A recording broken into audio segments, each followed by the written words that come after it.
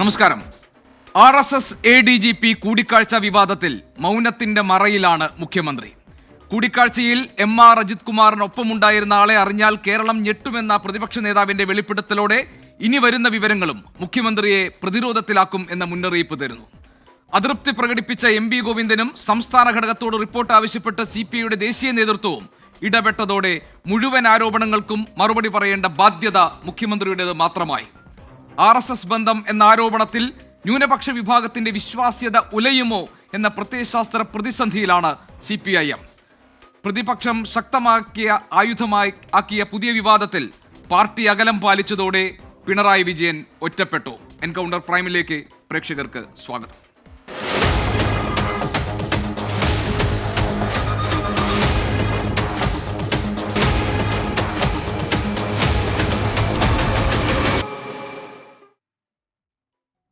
എന്നോടൊപ്പം പാനലിൽ വേണു ബാലകൃഷ്ണൻ, S വിജയകുമാർ എന്നിവരുണ്ട്. അതിഥികളായി ഇന്ന് നമ്മളോടൊപ്പം ചേരുന്നത് കോൺഗ്രസിലെ ശ്രീ റിജിൽ മാക്കുറ്റി, BJPയുടെ ശ്രീ യുവരാജ് ഗോകുൽ, മുസ്ലിം ലീഗിൽ നിന്ന് ശ്രീ ഷാഫി ചാലിയം, രാഷ്ട്രീയ നിരീക്ഷകൻ ശ്രീ NM പിയേഴ്സൺ എന്നിവർ. നമുക്ക് ഈ ചർച്ച തുടങ്ങുന്നതിന് മുൻപ് ഇന്ന് പ്രതിപക്ഷ നേതാവ് അദ്ദേഹം ഉന്നയിച്ച മറ്റൊരു പ്രധാനപ്പെട്ട ആരോപണം അത് കേൾക്കാം ആദ്യം. ഈ പരിപാടി ഈ ഒസബലയുമായിട്ട് സംസാരിച്ച കാര്യം ശരിവെച്ചല്ലോ. അതിനെ തുടർന്നാണ് റാം മാധവുമായിട്ട് ചർച്ച നടത്തിയെന്നുള്ള വാർത്ത വന്നത്. അതിന്റെ കൂടെ ഉണ്ടായിരുന്നത് ബിസിനസ്സുകാരാണോ ആരാണോ എന്നൊന്ന് പുറത്തു വരട്ടെ, നിങ്ങളൂടെ അന്വേഷിക്കുക. അത് കേരളത്തെ ഞെട്ടിക്കുന്ന വേറൊരു സാധനമായിരിക്കും. റാം മാധവിനെ കാണാൻ പോയപ്പോൾ ADGPയുടെ കൂടെ ഉണ്ടായിരുന്നത് ആരാണ് എന്നത് കേരളം ഒന്നുകൂടി ഞെട്ടാൻ പോകുന്ന ഒരു സംഭവമായിരിക്കും. അതിഥികളിലേക്ക് പോകുന്നതിന് മുൻപ് വേണു, ഇന്നിപ്പോൾ പ്രതിപക്ഷ നേതാവിന്റെ അദ്ദേഹം മറ്റൊരു വെളിപ്പെടുത്തൽ നടത്തുകയാണ്. ആരാണ് റാം മാധവിനെ ADGP കാണാൻ പോയപ്പോൾ ഒപ്പം ഉണ്ടായിരുന്നു എന്നറിഞ്ഞാൽ കേരളം ഞെട്ടുമെന്നാണ്. അപ്പോൾ ഇപ്പോൾ ഉണ്ടാകുന്ന വിവാദങ്ങൾക്കൊക്കെ പുറമെ ഇനി വരാനിരിക്കുന്ന വിവരങ്ങളും മുഖ്യമന്ത്രിയെ ലക്ഷ്യമിട്ടുള്ളതും അദ്ദേഹത്തെ കുഴപ്പത്തിലാക്കുന്നതുമാണ് എന്നാണോ നമ്മൾ മനസ്സിലാക്കേണ്ടത്? തീർച്ചയായും ഗോപീഷൻ, ഇപ്പോൾ VD സതീശനാണ് ആദ്യമായി ദത്താത്രേയ കൂടിക്കാഴ്ച പുറത്തുവിടുന്നത്. ആ ഘട്ടത്തിൽ അൻവറിൻ്റെ ഒരു അവകാശവാദം എന്ന് പറയുന്നത് അൻവറിൻ്റെ കയ്യിൽ ഈ വിവരമുണ്ടായിരുന്നു, പക്ഷെ സ്വയം പ്രതിരോധത്തിലാകും എന്ന് സതീശൻ കാലയെ കൂട്ടി കണ്ടുകൊണ്ട് ഈ കാര്യം വെളിപ്പെടുത്തുകയായിരുന്നു. കാരണം അജിത്ത് പോയത് സതീശന് വേണ്ടിയാണ്, ഇതായിരുന്നല്ലോ അൻവറിൻ്റെ ആർഗ്യുമെന്റ്. ആ ഘട്ടത്തിൽ ഈ പറയുന്ന സതീശൻ പറഞ്ഞൊരു കാര്യമുണ്ട്, മുഖ്യമന്ത്രിയുടെ ഓഫീസുമായി ബന്ധപ്പെട്ടൊരു ഉപജാപക സംഘം പ്രവർത്തിക്കുന്നു എന്ന് നേരത്തെ ഞാൻ പറഞ്ഞതാണ്. അതിലെ 2 പേരുകളാണ് ഇപ്പോൾ അൻവർ പറഞ്ഞത് എന്ന് മാത്രം എന്ന്. അത് ഈ പറയുന്ന അജിത്തിൻ്റെയും ശശിയുടെയും കാര്യമാണ്.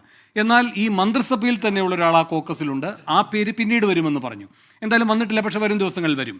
അങ്ങനെ വരുമ്പോൾ എന്തൊക്കെയാണോ സതീശൻ പറയുന്നത് അതെല്ലാം ശരിയായി വരുന്നു, സതീശനിലൂടെ അല്ലാതെ തന്നെ. അങ്ങനെ പാർട്ടിയിൽ നിന്ന് ഇപ്പോൾ അൻവർ നിർബന്ധിതമായി പറയുന്നത് പോലെ ഏതെങ്കിലും കേന്ദ്രങ്ങളിൽ നിന്ന് ഇപ്പോൾ ഈ പറയുന്ന ഒരു പുതിയ പ്രമുഖന്റെ പേരും കൂടി പുറത്തേക്ക് വരും. ശരിക്കും ഇത് സതീശൻ അറിയാഞ്ഞിട്ടല്ല, സതീശനത് നീട്ടി വയ്ക്കുന്നതോടെ ഗോപി പറഞ്ഞതുപോലെ അത്രയും സമ്മർദ്ദം മുഖ്യമന്ത്രിയിലേക്ക്, അത്രയും മുൾമുനയിലേക്ക് പാർട്ടി പോവുക, അതാണ് സതീശന്റെ ശരിയായ രാഷ്ട്രീയം. അത് ഓരോ ദിവസവും CPMന് പൊതുസമൂഹത്തിൽ വില കൊടുക്കേണ്ട രൂപത്തിലേക്ക് വളരുകയും ചെയ്യുന്നു. വിജയകുമാർ, ഇതിനു മുൻപ് CPMന്റെ സംസ്ഥാന സെക്രട്ടറി ആയിരുന്നപ്പോൾ കോടിയേരി ബാലകൃഷ്ണന്റെ മക്കൾക്ക് നേരെ ആരോപണം ഉയർന്നപ്പോഴൊന്നും പാർട്ടി കാണിക്കാത്തൊരു ജാഗ്രതയും പ്രത്യേകമായ ഒരു കരുതലുമൊക്കെ മുഖ്യമന്ത്രിയുടെ മകൾക്ക് നേരെ ആരോപണം ഉയർന്നപ്പോൾ കാണിച്ചിരുന്നു. കാരണം അദ്ദേഹത്തെ സംരക്ഷിക്കുന്നൊരു നിലപാടെടുത്തിരുന്നു. പക്ഷേ ഇവിടെ ഇപ്പോൾ ADGPയുടെ RSS നേതാക്കളുമായുള്ള കൂടിക്കാഴ്ചയിൽ മുഖ്യമന്ത്രിയുടെ മകളുടെ കേസ് ഒത്തുതീർപ്പാക്കാൻ വേണ്ടിയുള്ളൊരു ഡീൽ നടന്നു എന്ന ആരോപണം ഉന്നയിക്കുമ്പോൾ പാർട്ടി അതിൽ നിന്ന് ഡിസ്റ്റൻസ് ചെയ്യുകയാണ്. ഇപ്പോൾ MB ഗോവിന്ദൻ പറഞ്ഞത് ഒന്നും പറയാനില്ല, എൻ്റെ അതൃപ്തി ഞാൻ പ്രകടിപ്പിച്ചു കഴിഞ്ഞു എന്നുള്ളതാണ്. അങ്ങനെയാണെങ്കിൽ പാർട്ടി പിന്നാക്കം നിൽക്കുന്നു. ഇടതുമുന്നണിയിൽ നിന്ന് CPI ഈ വിഷയത്തെ കുറെ കൂടി ഗൗരവമുള്ളതായി കണ്ട് ദേശീയ നേതൃത്വം ഇടപെടുന്നു. അപ്പോൾ ഈ പ്രശ്നത്തിൽ പിണറായി വിജയൻ ഒറ്റപ്പെട്ടു എന്ന നിലയിലേക്ക് കാര്യങ്ങൾ മാറിയോ?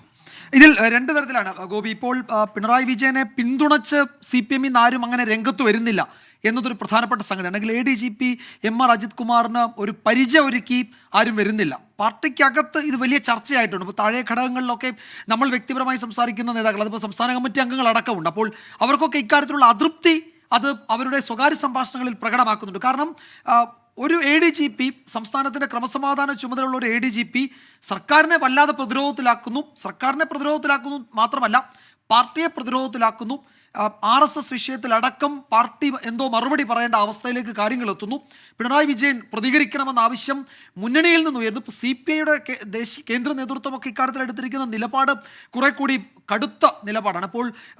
ഇപ്പോൾ CPIയെ ലക്ഷ്യം വെച്ച് CPIയെ ഇടതുമുന്നണിയിൽ നിന്ന് ഇറക്കാൻ വേണ്ടി കൂടിയാണോ പ്രതിപക്ഷ നേതാവ് VD സതീശൻ ഇങ്ങനെ കളമറിഞ്ഞ് കളിക്കുന്നതെന്ന ചോദ്യം പലരും ഉയർത്തുന്നുണ്ട്. അപ്പോൾ നമ്മൾ കരുതുന്നതിനപ്പുറത്തേക്കുള്ള ചർച്ച ഇടതുമുന്നണിയിൽ ഈ വിഷയത്തിൽ നടക്കുന്നുണ്ട്, CPMൽ നടക്കുന്നുണ്ട്. ഒരു പക്ഷേ മുഖ്യമന്ത്രി മൗനം തുടരുകയാണെങ്കിൽ അത് വേറൊരു തരത്തിലൊരു പൊട്ടിത്തെറിയിലേക്കൊക്കെ പോയേക്കാം. നമ്മൾ കരുതുന്നതിനപ്പുറത്തേക്കൊക്കെ അത് പോയേക്കാം. തൽക്കാലം പിണറായി വിജയൻ അത് പ്രതികരിക്കും എന്ന പ്രതീക്ഷ പാർട്ടി നേതൃത്വത്തിൽ ഒരു വിഭാഗത്തിനുണ്ട്. അതുകൊണ്ട് തന്നെയാണ് കൂടുതലായ തുറന്നു പറച്ചിലുകൾക്ക് ഈ ഘട്ടത്തിൽ ആരും തയ്യാറാകാത്തതെന്നാണ് നമുക്ക് മനസ്സിലാക്കാൻ. നമ്മൾ മുഖ്യമന്ത്രിയുടെ പ്രതികരണം നാളെ ഉണ്ടാകും എന്നൊക്കെയുള്ള വിവരങ്ങളും ഇപ്പോൾ പുറത്തു വരുന്നുണ്ട്, സ്ഥിരീകരിച്ചിട്ടില്ല. ഇനി നമുക്ക് അതിഥികളിലേക്ക് പോകാം. ശ്രീ റിജിൽ മാക്കുറ്റി, ഇപ്പോൾ പ്രതിപക്ഷ നേതാവ് ആദ്യം പറഞ്ഞു ഈ തൃശൂർ പൂരം കലക്കാൻ വേണ്ടിയുള്ള നീക്കങ്ങൾ അണിയറയിൽ നടന്നുവെന്ന്. രണ്ടാമത് അദ്ദേഹം ADGPയുടെ കൂടിക്കാഴ്ചയുടെ വിവരങ്ങൾ പുറത്തുവിട്ടു. ഇന്നിപ്പോൾ അദ്ദേഹം പറയുന്നു റാം മാധവുമായി ADGP കണ്ടപ്പോൾ അദ്ദേഹത്തിൻ്റെ ഒപ്പമുണ്ടായിരുന്ന ആൾ, അയാളെക്കുറിച്ചുള്ള വിവരങ്ങൾ പുറത്തു വന്നാൽ കേരളം ഞെട്ടുമെന്ന്. ഇങ്ങനെ ഒരു സസ്പെൻസ് നിലനിർത്തിക്കൊണ്ട്, അതായത് ഇതൊരു വളരെ ഗൗരവമുള്ള ഒരു വിഷയമാണല്ലോ, ഒരു ആരോപണമാണല്ലോ പ്രതിപക്ഷത്തിരുന്നു കൊണ്ട് VD സതീശൻ ഉന്നയിക്കുന്നത്. അപ്പോൾ ഇങ്ങനെ സസ്പെൻസ് നിർത്തിക്കൊണ്ട് ഓരോരോ ഘട്ടങ്ങളിൽ ഓരോരോ വെളിപ്പെടുത്തൽ എന്ന നിലയിൽ പ്രതിപക്ഷം ഈ വിഷയത്തെ എന്തിനാണ് കാണുന്നത്? നിങ്ങൾക്ക് പറയാനുള്ള കാര്യങ്ങൾ സ്ട്രെയിറ്റ് ആയിട്ട് പറയാം, അതിൽ മുഖ്യമന്ത്രി മറുപടി പറയേണ്ട തരത്തിൽ അദ്ദേഹത്തിന് സമ്മർദ്ദത്തിലാക്കാം. ഈ രാഷ്ട്രീയ ഗൗരവമുള്ള ഒരു രാഷ്ട്രീയ ആക്ഷേപം എന്ന നിലയിൽ ഇത് പൊതുസമൂഹത്തിൽ അവതരിപ്പിക്കാം. ഇത് ചെയ്യാതെ ഒരു വളരെ ടാക്ടിക്കലായിട്ട് ഈ വിഷയത്തെ അവതരിപ്പിക്കുന്നത് എന്തിനാണ്? ശ്രീ ഗോപികൃഷ്ണൻ, യഥാർത്ഥത്തിൽ കേരളത്തിലെ CPMും അതോടൊപ്പം തന്നെ പിണറായി വിജയനും അകപ്പെട്ടുകൊണ്ടിരിക്കുന്ന വലിയ ഒരു പ്രതിസന്ധിയുടെ മുമ്പിലാണ് നമ്മൾ ഈ ചർച്ച ചെയ്തുകൊണ്ടിരിക്കുന്നത് എന്നുള്ളതാണ്. യഥാർത്ഥത്തിൽ പ്രതിപക്ഷ നേതാവ് പറഞ്ഞ കാര്യങ്ങളൊക്കെ തന്നെ നിങ്ങളിവിടെ സൂചിപ്പിച്ചതുപോലെ അക്ഷരം പ്രതി ശരിയായി വരികയാണ്. ഇപ്പോൾ പ്രതിപക്ഷ നേതാവ് ഉന്നയിച്ച ആരോപണങ്ങൾ യാഥാർത്ഥ്യമായല്ലോ. അദ്ദേഹം നമ്മുടെ RSSൻ്റെ നേതാവിനെ കാണാൻ തൃശ്ശൂരിൽ പോയപ്പോൾ അത് അദ്ദേഹം പറഞ്ഞു, അത് സമ്മതിക്കേണ്ടി വന്നു. ADGPക്ക് സമ്മതിക്കേണ്ടി വന്നു. അങ്ങനെ വന്നു. അതിനുശേഷം റാം മാധവുമായി കൂടിക്കാഴ്ച നടത്തി. ആ റാം മാധവുമായി കൂടിക്കാഴ്ച നടത്തിയപ്പോൾ അദ്ദേഹത്തിൻ്റെ കൂടെയുണ്ടായ ആളുകളുടെ പേര് കേട്ടാൽ കേരളം ഞെട്ടു എന്ന് പറയുമ്പോൾ നിങ്ങൾ പേടിക്കണ്ട, നിങ്ങൾ ഞെട്ടേണ്ടി വരും, നാട് ഞെട്ടേണ്ടി വരും. ആ രൂപത്തിലാണ് CPM ഇത്തരത്തിലുള്ള ഈ വിഷയങ്ങളുമായി ബന്ധപ്പെട്ട് മുമ്പോട്ട് പോകുന്നത്. ഒരു കൃത്യമായ ഒരു പ്രത്യശാസ്ത്രപരമായ പ്രശ്നം CPMനെ ഈ വിഷയത്തിനകത്ത് ബാധിച്ചിട്ടുണ്ട്. RSSനെതിരായി ഞങ്ങളാണ് പോരാട്ടം നടത്തുന്നത്, ഫാസിസത്തെ എതിർക്കാൻ ഞങ്ങൾ മാത്രമേ ഉള്ളൂ എന്ന് പറയുന്ന വലിയ ക്യാമ്പയിൻ ഈ നാട്ടിനകത്ത് നടത്തിക്കൊണ്ടിരിക്കുന്ന പാർട്ടിയാണ്. ആ പാർട്ടി കേരളം ഭരിക്കുമ്പോഴാണ് കേരളത്തിലെ മുഖ്യമന്ത്രി പിണറായി വിജയനാണ്, BJPയുടെ ഒരു മുഖ്യമന്ത്രിയല്ല.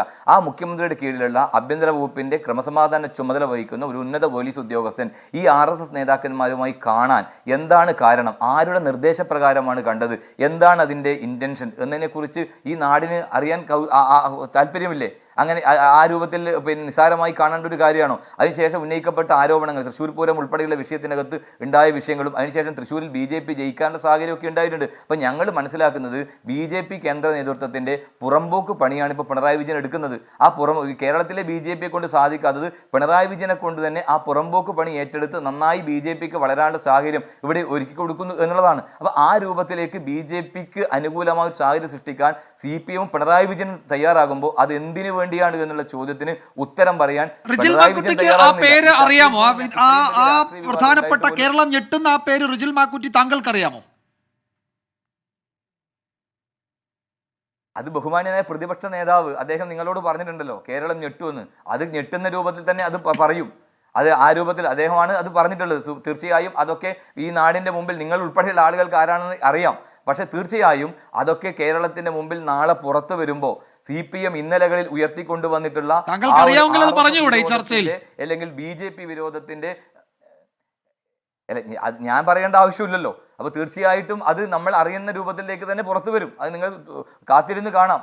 ബഹുമാന്യനായ പ്രതിപക്ഷ നേതാവ് പറഞ്ഞൊരു കാര്യം അദ്ദേഹം തന്നെ സൂചിപ്പിച്ചിട്ടുണ്ട്. അതുകൊണ്ട് അത് അദ്ദേഹം തന്നെ പറയും. അപ്പോൾ നമുക്ക് കേൾക്കാമെന്നുള്ളതാണ് എനിക്ക് സൂചിപ്പിക്കാനുള്ളത്. അതിനേക്കാൾ അപ്പുറത്തേക്ക് വലിയ രൂപത്തിലുള്ള ഈ ഒരു സർക്കാർ ഇങ്ങനെ പോകുന്നത് എങ്ങനെയാണ് എന്നുള്ള വലിയ ചോദ്യമുണ്ട്. ഒരു അഴിമതിയുടെ സർക്കാർ, കള്ളക്കടത്തിൻ്റെ സർക്കാർ, അതോടൊപ്പം സ്വർണം പൊട്ടിക്കലിൻ്റെ സർക്കാർ. ഒരു കാര്യം കൂടി ഞാൻ പറയാൻ ആഗ്രഹിക്കുകയാണ്. ഇതിൻ്റെ കൂടെ തന്നെ ചേർത്ത് വായിക്കേണ്ട പ്രധാനപ്പെട്ട പ്രശ്നമാണ് ഈ കൊടിസുനിയും ആകാശ് തില്ലങ്കേരിയും അതോടൊപ്പം തന്നെ മറ്റേ നമ്മുടെ അർജുനായെങ്കിലും ഇവർ നടത്തിയിട്ടുള്ള സ്വർണ്ണ പൊട്ടിക്കലുമായി ബന്ധപ്പെട്ടിട്ടുള്ള കൃത്യമായ രേഖകൾ അത് മുഖ്യമന്ത്രിയുടെ ഓഫീസിനകത്ത് ഉണ്ട് എന്ന് മാത്രമല്ല അത് പൂഴ്ത്തിവെച്ചിരിക്കുന്നു എന്നുള്ളതാണ്. അപ്പോൾ ഇതൊക്കെ പൂഴ്ത്തിവെക്കുന്നത് ആരാണ്? ഇപ്പോൾ അൻവറിന്റെ വെളിപ്പെടുത്തലിന് മുമ്പ് തന്നെ നമ്മളൊക്കെ ഈ ആരോപണം ഉന്നയിച്ചിട്ടുണ്ട്. ഒരു പവർ ഗ്രൂപ്പ് ഉണ്ട്, ആ പവർ ഗ്രൂപ്പിന് നേതൃത്വം കൊടുക്കുന്ന പി ശശി ഉൾപ്പെടെയുള്ള ആളുകൾ ഇത്തരത്തിലുള്ള സംഭവങ്ങളൊക്കെ അത് പൂഴ്ത്തിവെക്കുമ്പോൾ ഈ നാട് എങ്ങോട്ട് പോകുന്നു? ഒരു അധോലോക സിനിമയെ പോലും വെല്ലുന്ന രൂപത്തിലാണല്ലോ മുഖ്യമന്ത്രിയുടെ ഓഫീസ് പ്രവർത്തിക്കുന്നത്. അതിന്റെ കൂടെ തന്നെയാണ് ഈ BJPക്ക് അനുകൂലമായിട്ടുള്ള നിലപാടുകൾ സ്വീകരിക്കുന്നത്. അതിന്റെ ഞാൻ വരാം.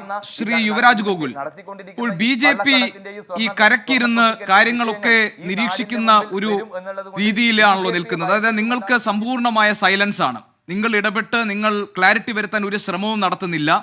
കണ്ടാൽ ഇങ്ങനെ RSS നേതാവിനെ ഒരു ഉയർന്ന ഉന്നത പോലീസ് ഉദ്യോഗസ്ഥൻ കണ്ടാൽ എന്താ എന്നൊക്കെയുള്ള വളരെ ലളിതമായ ന്യായീകരണങ്ങൾ നൽകുകയാണ് BJPയുടെ സംസ്ഥാന നേതൃത്വം ചെയ്തിട്ടുള്ളത്. മാത്രമല്ല ആദ്യഘട്ടത്തിൽ ഇതുമായി ബന്ധപ്പെട്ട വിവരങ്ങൾ പുറത്തു വന്നപ്പോൾ അത് തുറന്ന് സമ്മതിക്കാനോ അതിനെക്കുറിച്ച് പറയാനോ ഒന്നും നിങ്ങൾ തയ്യാറായില്ല. ഇപ്പോൾ യുവജന സംഘടന രംഗത്ത് സമരരംഗത്തുണ്ടെങ്കിൽ പോലും. അപ്പോൾ ഈ പ്രശ്നം ഇപ്പോൾ കേരളത്തിൽ ഭരണ പ്രതിപക്ഷവും തമ്മിലുള്ള ഒരു പ്രശ്നത്തിൽ പ്രതിപക്ഷത്തിന്റെ കയ്യിലെ പ്രധാനപ്പെട്ട ആയുധമായി ഇത് മാറിയിരിക്കുകയാണ്. ഇപ്പോൾ ഒരു ഡീൽ ഉണ്ടാക്കാൻ വേണ്ടി BJPയുമായി ശ്രമിച്ചു.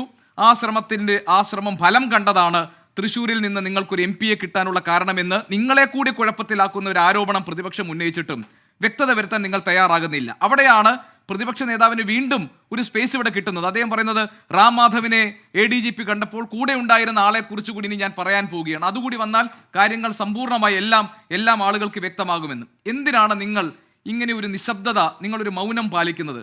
എന്തുകൊണ്ട് ഈ പ്രശ്നത്തിൽ ഒരു വ്യക്തത വരുത്താൻ BJP തയ്യാറാകുന്നില്ല? ശ്രീ ഗോപികൃഷ്ണൻ, ഇതിനകത്ത് ഞങ്ങൾ എവിടെയാണ് നിശബ്ദത പാലിച്ചിരിക്കുന്നത്? ഇന്ന് ശ്രീ കെ സുരേന്ദ്രൻ സംസ്ഥാന അധ്യക്ഷൻ്റെ പത്രക്കുറിപ്പുണ്ട്, ഇന്നലെ സംസ്ഥാന അധ്യക്ഷൻ്റെ പത്രക്കുറിപ്പുണ്ട്. BJP വളരെ വ്യക്തമായിട്ട് ഈ വിഷയത്തിൽ BJPയുടെ നിലപാട് എന്താണ് എന്നുള്ള കാര്യം വളരെയധികം പൊതുജന മധ്യത്തിൽ നിങ്ങൾ ഉൾപ്പെടുന്ന മാധ്യമങ്ങളുടെ മുമ്പിൽ വ്യക്തമാക്കിയിട്ടുണ്ട്.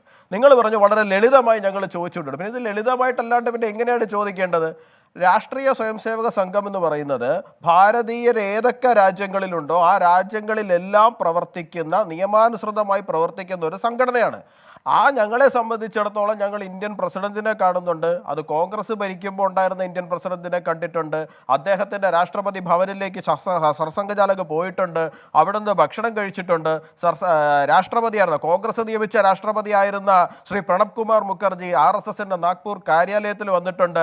RSSന്റെ സ്ഥാപകന്റെ സ്മാരകത്തിന്റെ മുൻപിൽ പുഷ്പാഞ്ജലി അർപ്പിച്ചിട്ടുണ്ട്. ഞങ്ങൾ എന്താ ഇവിടെ രഹസ്യമായിട്ട് പ്രവർത്തിക്കുന്ന സംഘടന വല്ലതുമാണോ?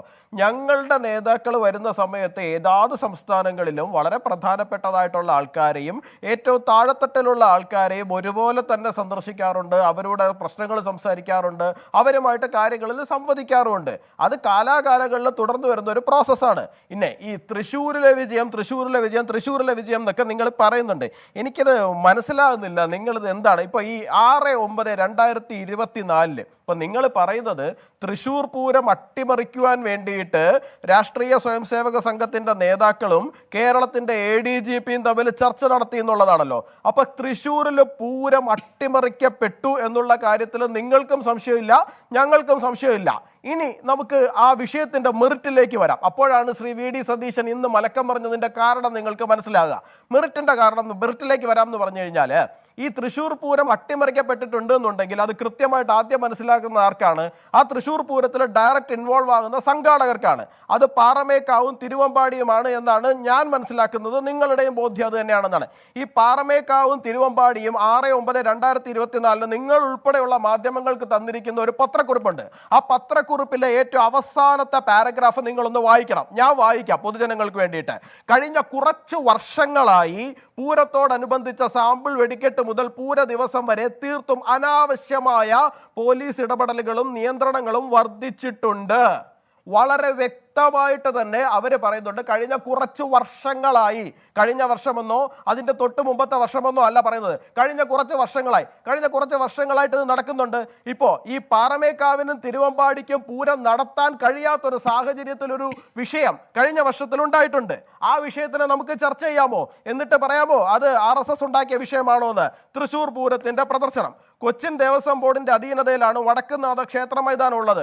അവിടെ നടത്തുന്ന പ്രദർശനിയാണ് ഈ രണ്ട് ദേവസ്വങ്ങളുടെയും, ഏതിന്റെ, തിരുവമ്പാടിയുടെയും പാറമേക്കാവിന്റെയും പ്രധാന വരുമാനം എന്ന് പറയുന്നത്. ആ പൂര മൈതാനത്തിനകത്ത് എങ്ങും ഇല്ലാത്ത തലത്തിലുള്ള വർധന വാടകയ്ക്ക് ഉണ്ടാക്കി വെച്ചിട്ട് അവർക്ക് പ്രദർശനം നടത്തുവാനോ അതിൽ നിന്ന് അവർക്ക് വരുമാനം ലഭിക്കുവാനോ സാധിക്കാത്ത ഒരു സാഹചര്യം ഉണ്ടായിട്ടുണ്ട്. അവരിത് തിരുത്തണമെന്ന് പറഞ്ഞിട്ട് നിങ്ങൾക്ക് തന്നെ പത്രക്കുറിപ്പ് വന്നിട്ടുണ്ട്. ഇത് RSS ഉണ്ടാക്കിയ പ്രശ്നമാണോ? പിന്നെ അവിടുത്തെ തൃശ്ശൂരിൽ ഒരു MLA ഉണ്ടല്ലോ, തൃശ്ശൂരിലെ MLA, വടക്കുംനാഥ ക്ഷേത്രം നിലനിൽക്കുന്ന ആ സ്ഥലത്തുള്ള MLA ശ്രീരാമനെ കുറിച്ചിട്ടും സീതയെ കുറിച്ചിട്ടും ലക്ഷ്മണനെ കുറിച്ചിട്ടും അത്രയും നിശിതമായിട്ട് നമുക്ക് പൊതുസമൂഹത്തിൽ ചർച്ച ചെയ്യാൻ കഴിയാത്ത തരത്തിലുള്ള പദപ്രയോഗങ്ങൾ ഉൾപ്പെടുത്തിക്കൊണ്ടാണ് ഒരു ഫേസ്ബുക്ക് പോസ്റ്റ് ഇട്ടത്. അടുത്ത ദിവസം അദ്ദേഹത്തിന് മാപ്പ് പറഞ്ഞിട്ട് ആ തൃശ്ശൂർ റൗണ്ട് വഴി തെക്ക് വടക്ക് ഓടേണ്ടുന്ന സാഹചര്യം ഉണ്ടായിട്ടുണ്ട്. ഇത് ഹൈന്ദവ വികാരം വ്രണപ്പെടുത്താനായിരുന്നോ അല്ലായിരുന്നോ? ഇതെന്താ RSSനെ സഹായിക്കാനായിരുന്നോ അതോ BJPയെ സഹായിക്കാനായിരുന്നോ? നിങ്ങൾ പറയേണ്ടതാണ്. പിന്നെ ശ്രീ VD സതീശൻ പറയുന്ന ഒരു കാര്യത്തിന് അദ്ദേഹത്തോട് വളരെ സ്ട്രൈറ്റ് ആയിട്ട് എനിക്ക് മറുപടി പറയാനുണ്ട്. താങ്കൾ ഉൾപ്പെടെയുള്ള ആൾക്കാർ രാഷ്ട്രീയ സ്വയംസേവക സംഘത്തിന്റെയും സംഘപരിവാറിന്റെയും വേദികളിൽ പല അവസരങ്ങളിൽ വന്നിട്ടുണ്ട്. ഞങ്ങൾ ഇതൊന്ന് രാഷ്ട്രീയമായി എടുത്ത് ഉപയോഗിക്കാനോ താങ്കൾ ഉൾപ്പെടെയുള്ള ആൾക്കാരെ ബുദ്ധിമുട്ടിക്കുവാനോ ഞങ്ങൾ വരുന്നില്ല. ഞങ്ങളുമായി സഹകരിക്കുന്നതിന്റെ പേരിൽ അല്ലെങ്കിൽ ഒരു പരിപാടിയിൽ വന്നതിന്റെ പേരിൽ താങ്കളെ ബുദ്ധിമുട്ടിക്കണമെന്നുള്ള ആഗ്രഹവും ഞങ്ങൾക്കില്ല. നിങ്ങളിപ്പോ പറയുന്നുണ്ടല്ലോ K മുരളീധരൻ അവിടെ തോറ്റുപോയത് എന്തൊക്കെയോ കാരണങ്ങൾ കൊണ്ടാണെന്ന്. അല്ല യുവരാജ് ഗോകുൽ, ഒരൊറ്റ കാര്യം, അതായത് ഈ RSS കൂടിക്കാഴ്ചയുടെ കാര്യങ്ങൾ, വിവരങ്ങൾ നിങ്ങൾക്ക് തുറന്നു പറയുന്നതിൽ എന്താണ് തടസ്സം? ഞാൻ ഈ ഒരൊറ്റ പോയിന്റ് കൂടി പറഞ്ഞോട്ടെ. ശ്രീ K മുരളീധരൻ തിരുവനന്തപുരം ജില്ലയില് പൊതുജനങ്ങൾ കാണെ ബാലഗോകുലത്തിന്റെ പരിപാടിയിൽ വന്ന് സഹകരിക്കുകയും അത് ഉദ്ഘാടനം ചെയ്ത് പോവുകയും ചെയ്തിട്ടുണ്ട്. അപ്പൊ ADGP മാത്രമല്ലെന്നേ, DGP മാത്രമല്ലെന്നേ, ഇവിടുത്തെ കളക്ടർമാർ മാത്രമല്ലെന്നേ, ഇവിടെ ഏറ്റവും താഴെത്തട്ട് മുതൽ അങ്ങ് പ്രസിഡന്റ് ഹൗസിൽ ഇരിക്കുന്ന ആൾക്കാർ വരെ നമ്മളുമായിട്ട് സഹകരിക്കുന്നുണ്ട്. അത് ഞങ്ങളെ സംബന്ധിച്ചിടത്തോളം പതിവായുള്ളൊരു കാര്യവും നിസ്സാരമായുള്ളൊരു കാര്യവുമാണ്. ഇതെന്തിനാണ് ഞങ്ങൾ പെരുമ്പറവട്ടി നാട് നീളെ പറഞ്ഞുകൊണ്ട് കിടക്കുന്നത്? നാളെ നിങ്ങൾ മറ്റൊരു പേര് കൊണ്ടുവരും, അയാൾ ഞങ്ങളെ സന്ദർശിച്ചിട്ടുണ്ടോ അല്ലെങ്കിൽ ഞങ്ങളുടെ ഏതെങ്കിലും നേതാക്കളെ കണ്ടിട്ടുണ്ടോ? കണ്ടിട്ടുണ്ടാവുന്നേ. അതിനെന്താ ഇത്ര പ്രശ്നം ഉണ്ടാക്കാതിരിക്കുന്നത്? അതിനകത്ത് ഭരണഘടനാപരമായ എന്തെങ്കിലും പ്രശ്നം ഉണ്ടെന്നുണ്ടെങ്കിൽ ആ പ്രശ്നമുള്ള ആൾക്കാർ, അത് VD സതീശനായാലും ശരി, ഏത് സതീശനായാലും ശരി, കോടതിയിൽ പോവുക. ശരി യുവരാജ് വരാം. ശരി യുവരാജ് എല്ലാ പോയിന്റും പറഞ്ഞല്ലോ, ഇനി വരാം. ശരി, മാത്രമല്ല താങ്കൾ കേന്ദ്രീകരിച്ചത് ഈ തൃശ്ശൂർ പൂരത്തിലേക്കാണ്. നമുക്ക് അതിലേക്ക് വഴിയെ വരാം. യുവരാജ് ഗോകുൽ, ശ്രീ NM പിയേഴ്സൺ, ഇവിടെ VD സതീശൻ ഇന്നിപ്പോ പുതിയ ഒരു വ്യവസായ പ്രമുഖൻ കൂടി ഉണ്ട് ഈ രാം മാധവുമായുള്ള കൂടിക്കാഴ്ചയിൽ ADGPക്കൊപ്പം എന്ന് പറഞ്ഞു. അത് പുറത്തു വന്നാൽ കേരളം നടുങ്ങുമെന്നും പറഞ്ഞു. പേരുകൾ പറയാതിരിക്കുന്നു. അത് ശരിയായൊരു രാഷ്ട്രീയ തന്ത്രമാണ്. കൂടാതെ ലീഗും കൃത്യമായ രാഷ്ട്രീയ തന്ത്രം പയറ്റുന്നു. ഇന്നിപ്പോൾ ഷംസീറിൻ്റെ നാവിൽ നിന്നും വീണ പ്രതികരണം അങ്ങ് കേട്ട് കാണുമല്ലോ. ഈ RSS നേതൃത്വവുമായി ADGP വ്യക്തിതലത്തിൽ പോയി കാണുന്നതിൽ എന്താ അപാകത? RSS രാജ്യത്തെ പ്രധാനപ്പെട്ട സംഘടനയല്ലേ? PMA സലാം കൃത്യമായി അതിന് മറുപടി പറഞ്ഞു. ഇത് CPMന്റെ നിലപാടാണോ എന്ന് പറയണമെന്ന്. അപ്പോൾ എന്ത് സംഭവിക്കുന്നു? MP രാജേഷിന് ഷംസീറിനെ തിരുത്തിക്കൊണ്ട് മറുപടി പറയേണ്ട ഗതികേടിലേക്ക് എത്തുന്നു. ഇങ്ങനെ പ്രത്യയശാസ്ത്ര ദാർഢ്യം എന്ന് പറയുന്നത് ഒരു തരത്തിലും ഇല്ലാത്തൊരു പാർട്ടിയായി, അത് സംഘടനയുടെ ചട്ടക്കൂട് മാത്രമായി, അച്ചടക്കമില്ലാത്ത, രാഷ്ട്രീയ ബോധ്യമില്ലാത്ത ഒന്നായി അവസാനിച്ചിരിക്കുന്നു എന്ന് തെളിയിക്കാൻ ഓരോ ദിവസവും VD സതീശനായാലും ലീഗിനായാലും കുഞ്ഞാലിക്കുട്ടിക്കായാലും ഒക്കെ കഴിയുന്നില്ലേ? CPMന്റെ പ്രത്യയശാസ്ത്ര കാഴ്ചപ്പാടുകൾക്ക് സംഭവിച്ചിരിക്കുന്ന വലിയ മാറ്റം എന്ന് പറഞ്ഞാൽ പ്രത്യയശാസ്ത്ര ശാസ്ത്രീയമുള്ളതായിട്ടുള്ള നേതാക്കൾ ഇപ്പോൾ അതിനകത്തുണ്ടോ എന്നുള്ള കാര്യത്തിൽ നമുക്ക് സംശയിക്കണം. കാരണം ഒരു വിഷയം ഉണ്ടാകുമ്പോൾ അതിലെന്താണ് ഒരു മാർക്സിസ്റ്റ് നിലപാട് എന്ന് പറയാൻ പറ്റുന്ന ആരാണെന്ന് കേരളത്തിൽ CPMലുള്ളത്? അതാണ് ഏറ്റവും ഗൗരവമുള്ള ഒരു കാര്യം. കാരണം മാർക്സിസ്റ്റ് നിലപാട് എന്ന് പറയുന്നത് ഒന്ന് അവർക്ക് മുന്നോട്ട് വെക്കാനായിട്ട് ഒരു വിഷയത്തിലും പറ്റുന്നില്ല എന്നുള്ളതാണ്. അതുകൊണ്ടാണ് ഒരു നേതാവ് പറയുന്നത് മറ്റൊരു നേതാവിനെ തിരുത്തേണ്ടി വരുന്നത്. തുടർന്നോളൂ. ഈ CPMന്റെ ചരിത്രത്തിൽ നാളിതുവരെ ആ ഉൾപാർട്ടി സമരത്തിന്റെ ഭാഗമായി എന്തെങ്കിലും ഒരു പ്രത്യയശാസ്ത്ര വിഷമസന്ധിയിലേക്ക് ആ പാർട്ടി എത്തിയിട്ടുണ്ടാവാം. ഏതെങ്കിലും ഒരു ഘട്ടത്തിൽ ഈ CPMന്റെ പ്രത്യയശാസ്ത്ര ദാർഢ്യത്തെ ചോദ്യം ചെയ്യുന്ന ഘടകങ്ങളായി കോൺഗ്രസും ലീഗും വന്നിട്ടുണ്ടോ? അത് നടാടെയല്ലേ? അതെ, അത് മാത്രമല്ല, അൻവറിനെ പോലെ ഒരാള് എങ്ങനെയാണ് CPMനെ പ്രത്യയശാസ്ത്രപരമായിട്ട് തിരുത്തുന്നത്? എങ്ങനെയാണ് CPMനെ ശുദ്ധീകരിക്കാനായിട്ടുള്ള ഒരു ഉപകരണമായിട്ട് അദ്ദേഹം മാറിത്തീരുക? എനിക്കത് ഒരിക്കലും മനസ്സിലാവാറില്ല. അൻവറിന് എന്തറിയാം എന്നാണ് ഞാൻ ചോദിക്കുന്നത്. മാർക്സത്തെ കുറിച്ച് ഒന്നും അറിയില്ല. അദ്ദേഹം ഒരു കച്ചവടക്കാരൻ മാത്രമാണ്. ശ്രീ പിയേഴ്സൺ ഇപ്പോ ഈ വി ഡി സതീശൻ എന്താണോ പറയുന്നത് ആ രാഷ്ട്രീയത്തിന് വ്യക്തത വരുത്തേണ്ട ഗതികേടിലേക്ക് CPM നേതൃത്വം ഒന്നടങ്കം എത്തുകയല്ലേ? ഈ മുഖ്യമന്ത്രി ഒഴിച്ച് MV ഗോവിന്ദൻ, ഈ പറയുന്ന പ്രകാശ് കാരാട്ട്, ഇന്ന് A വിജയരാഘവൻ, എല്ലാവരും പറയുന്നത് എന്താണ് CPM-ന്റെ ഈ സംഘപരിവാർ വിരുദ്ധ രാഷ്ട്രീയം എന്നതാണ്. അതാണ് വി ഡി സതീശൻ ഈ ശക്തമായി ഉന്നയിച്ചുകൊണ്ടിരിക്കുന്നത്. അതിൽ വി ഡി സതീശനെ ന്യായീകരിക്കുന്ന രൂപത്തിലേക്കുള്ള മറുപടി, വിശദീകരണം നൽകേണ്ട ബാധ്യതയിലേക്ക് PB അംഗങ്ങൾ ഒന്നടങ്കം എത്തുന്നത് എങ്ങനെ? അല്ല, ഞാൻ നേരത്തെ പറഞ്ഞ അല്ലെങ്കിൽ തുടങ്ങിയ കാര്യം അതാണ്. പ്രത്യയശാസ്ത്രപരമായ നിലപാടില്ലാതെ വരുമ്പോൾ ഓരോ നേതാക്കന്മാർക്ക് ഇഷ്ടമുള്ള രീതിയിൽ സംസാരിക്കാനായിട്ടുള്ള അന്തരീക്ഷം സൃഷ്ടിക്കപ്പെടും. പാർട്ടിക്കകത്ത് അതിശക്തമായിട്ട് പ്രത്യയശാസ്ത്ര പോരാട്ടത്തിന്റെ പേരിൽ വിഭാഗീയതയെ മാറ്റിത്തീർത്ത കാലഘട്ടത്തിൽ അതിൽ ഓരോ വിഷയങ്ങളും ഇടപെട്ടിരുന്ന സമയത്ത് BS ഉം പിണറായിയും അതുപോലെ തന്നെ CITU നേതൃത്വം ഒക്കെ ഇടപെട്ടിരുന്ന സമയത്ത് അവര് ആ കാര്യങ്ങളെല്ലാം കൈകാര്യം ചെയ്തിരുന്ന പ്രത്യയശാസ്ത്രത്തിന്റെ നൂലിഴകളിലായിരുന്നു. അങ്ങനെ ചെയ്യാൻ പറ്റുമായിരുന്നുള്ളൂ. കാരണം ഗ്രൂപ്പ് പോരാണ് എന്ന് വന്നു കഴിഞ്ഞാൽ ആ പോരാട്ടത്തിന് ഒരു പ്രസക്തിയിലായിരുന്നു. അപ്പൊ അതൊക്കെ ന്യായീകരിക്കാൻ പറ്റുന്ന തരത്തിലുള്ള ഒരു യുക്തി തീർച്ചയായിട്ടും അന്ന് CPM പുലർത്തിയിരുന്നു. അന്ന് മാത്രമല്ല, കേരളത്തിൽ ഇതേവരെയുള്ള കാലത്ത് അത്തരത്തിലുള്ള പ്രത്യയശാസ്ത്ര യുക്തി എന്ന് പറയുന്നത് CPM-ന് നഷ്ടപ്പെട്ടിരുന്നില്ല എന്നുള്ളതാണ് നമുക്ക് മനസ്സിലാക്കുന്ന കാര്യം. ഇപ്പൊ അത്തരത്തിലൊരു യുക്തിയേ ഇല്ല എന്നുള്ളതാണ്. ഇവർ പറയുന്ന ഒരു കാര്യവും ആർക്കും തന്നെ ന്യായീകരിക്കാൻ പറ്റാത്ത തരത്തിൽ മാറിത്തരികയും പൊതുസമൂഹത്തിന്റെ ഒരു വിചാരം എന്ന് പറയുന്നത് അൻവറാണ് ശരി എന്നുള്ളതാണ്. അപ്പൊ CPM-നേക്കാൾ ശരി അൻവറായിട്ട് മാറിത്തീരുന്ന തരത്തിലേക്ക് കാര്യങ്ങൾ മാറുമ്പോൾ CPM-ന് സംഭവിക്കുന്നതായിട്ടുള്ള ദുരന്തം എന്താണ്? ഞാൻ പല RSS നേതാക്കളും മുൻപ് സംസാരിച്ചിരുന്ന ഒരു കാര്യം എന്റെ ഓർമ്മയിൽ വരികയാണ്. കേരളത്തിൽ എന്തുകൊണ്ടാണ് RSS-ന് അല്ലെങ്കിൽ BJP-ക്ക് അധികാരത്തിൽ വരാൻ പറ്റാതിരിക്കുന്ന സാഹചര്യം സൃഷ്ടിക്കപ്പെട്ടിരിക്കുന്നതെന്ന് ചോദിച്ചാൽ അവർക്ക് ഒറ്റ ഉത്തരവുണ്ടായിരുന്നുള്ളൂ. CPM-ന്റെ സംഘടനാ ശേഷി എന്നാണ് അവരെന്നോട് പറഞ്ഞിരുന്നത്. കേരളത്തിൽ അകത്തുള്ള നേതാക്കളും പറഞ്ഞിട്ടുണ്ട്, പുറത്തുള്ള നേതാക്കളും പറഞ്ഞിട്ടുണ്ട്. ആ സംഘടനാ ശേഷി എങ്ങനെയാണ് പൊളിച്ചു തീർക്കേണ്ടത് എന്നതിനെ കുറിച്ചുള്ള ഗവേഷണം നടത്തുകയായിരുന്നു അവർ.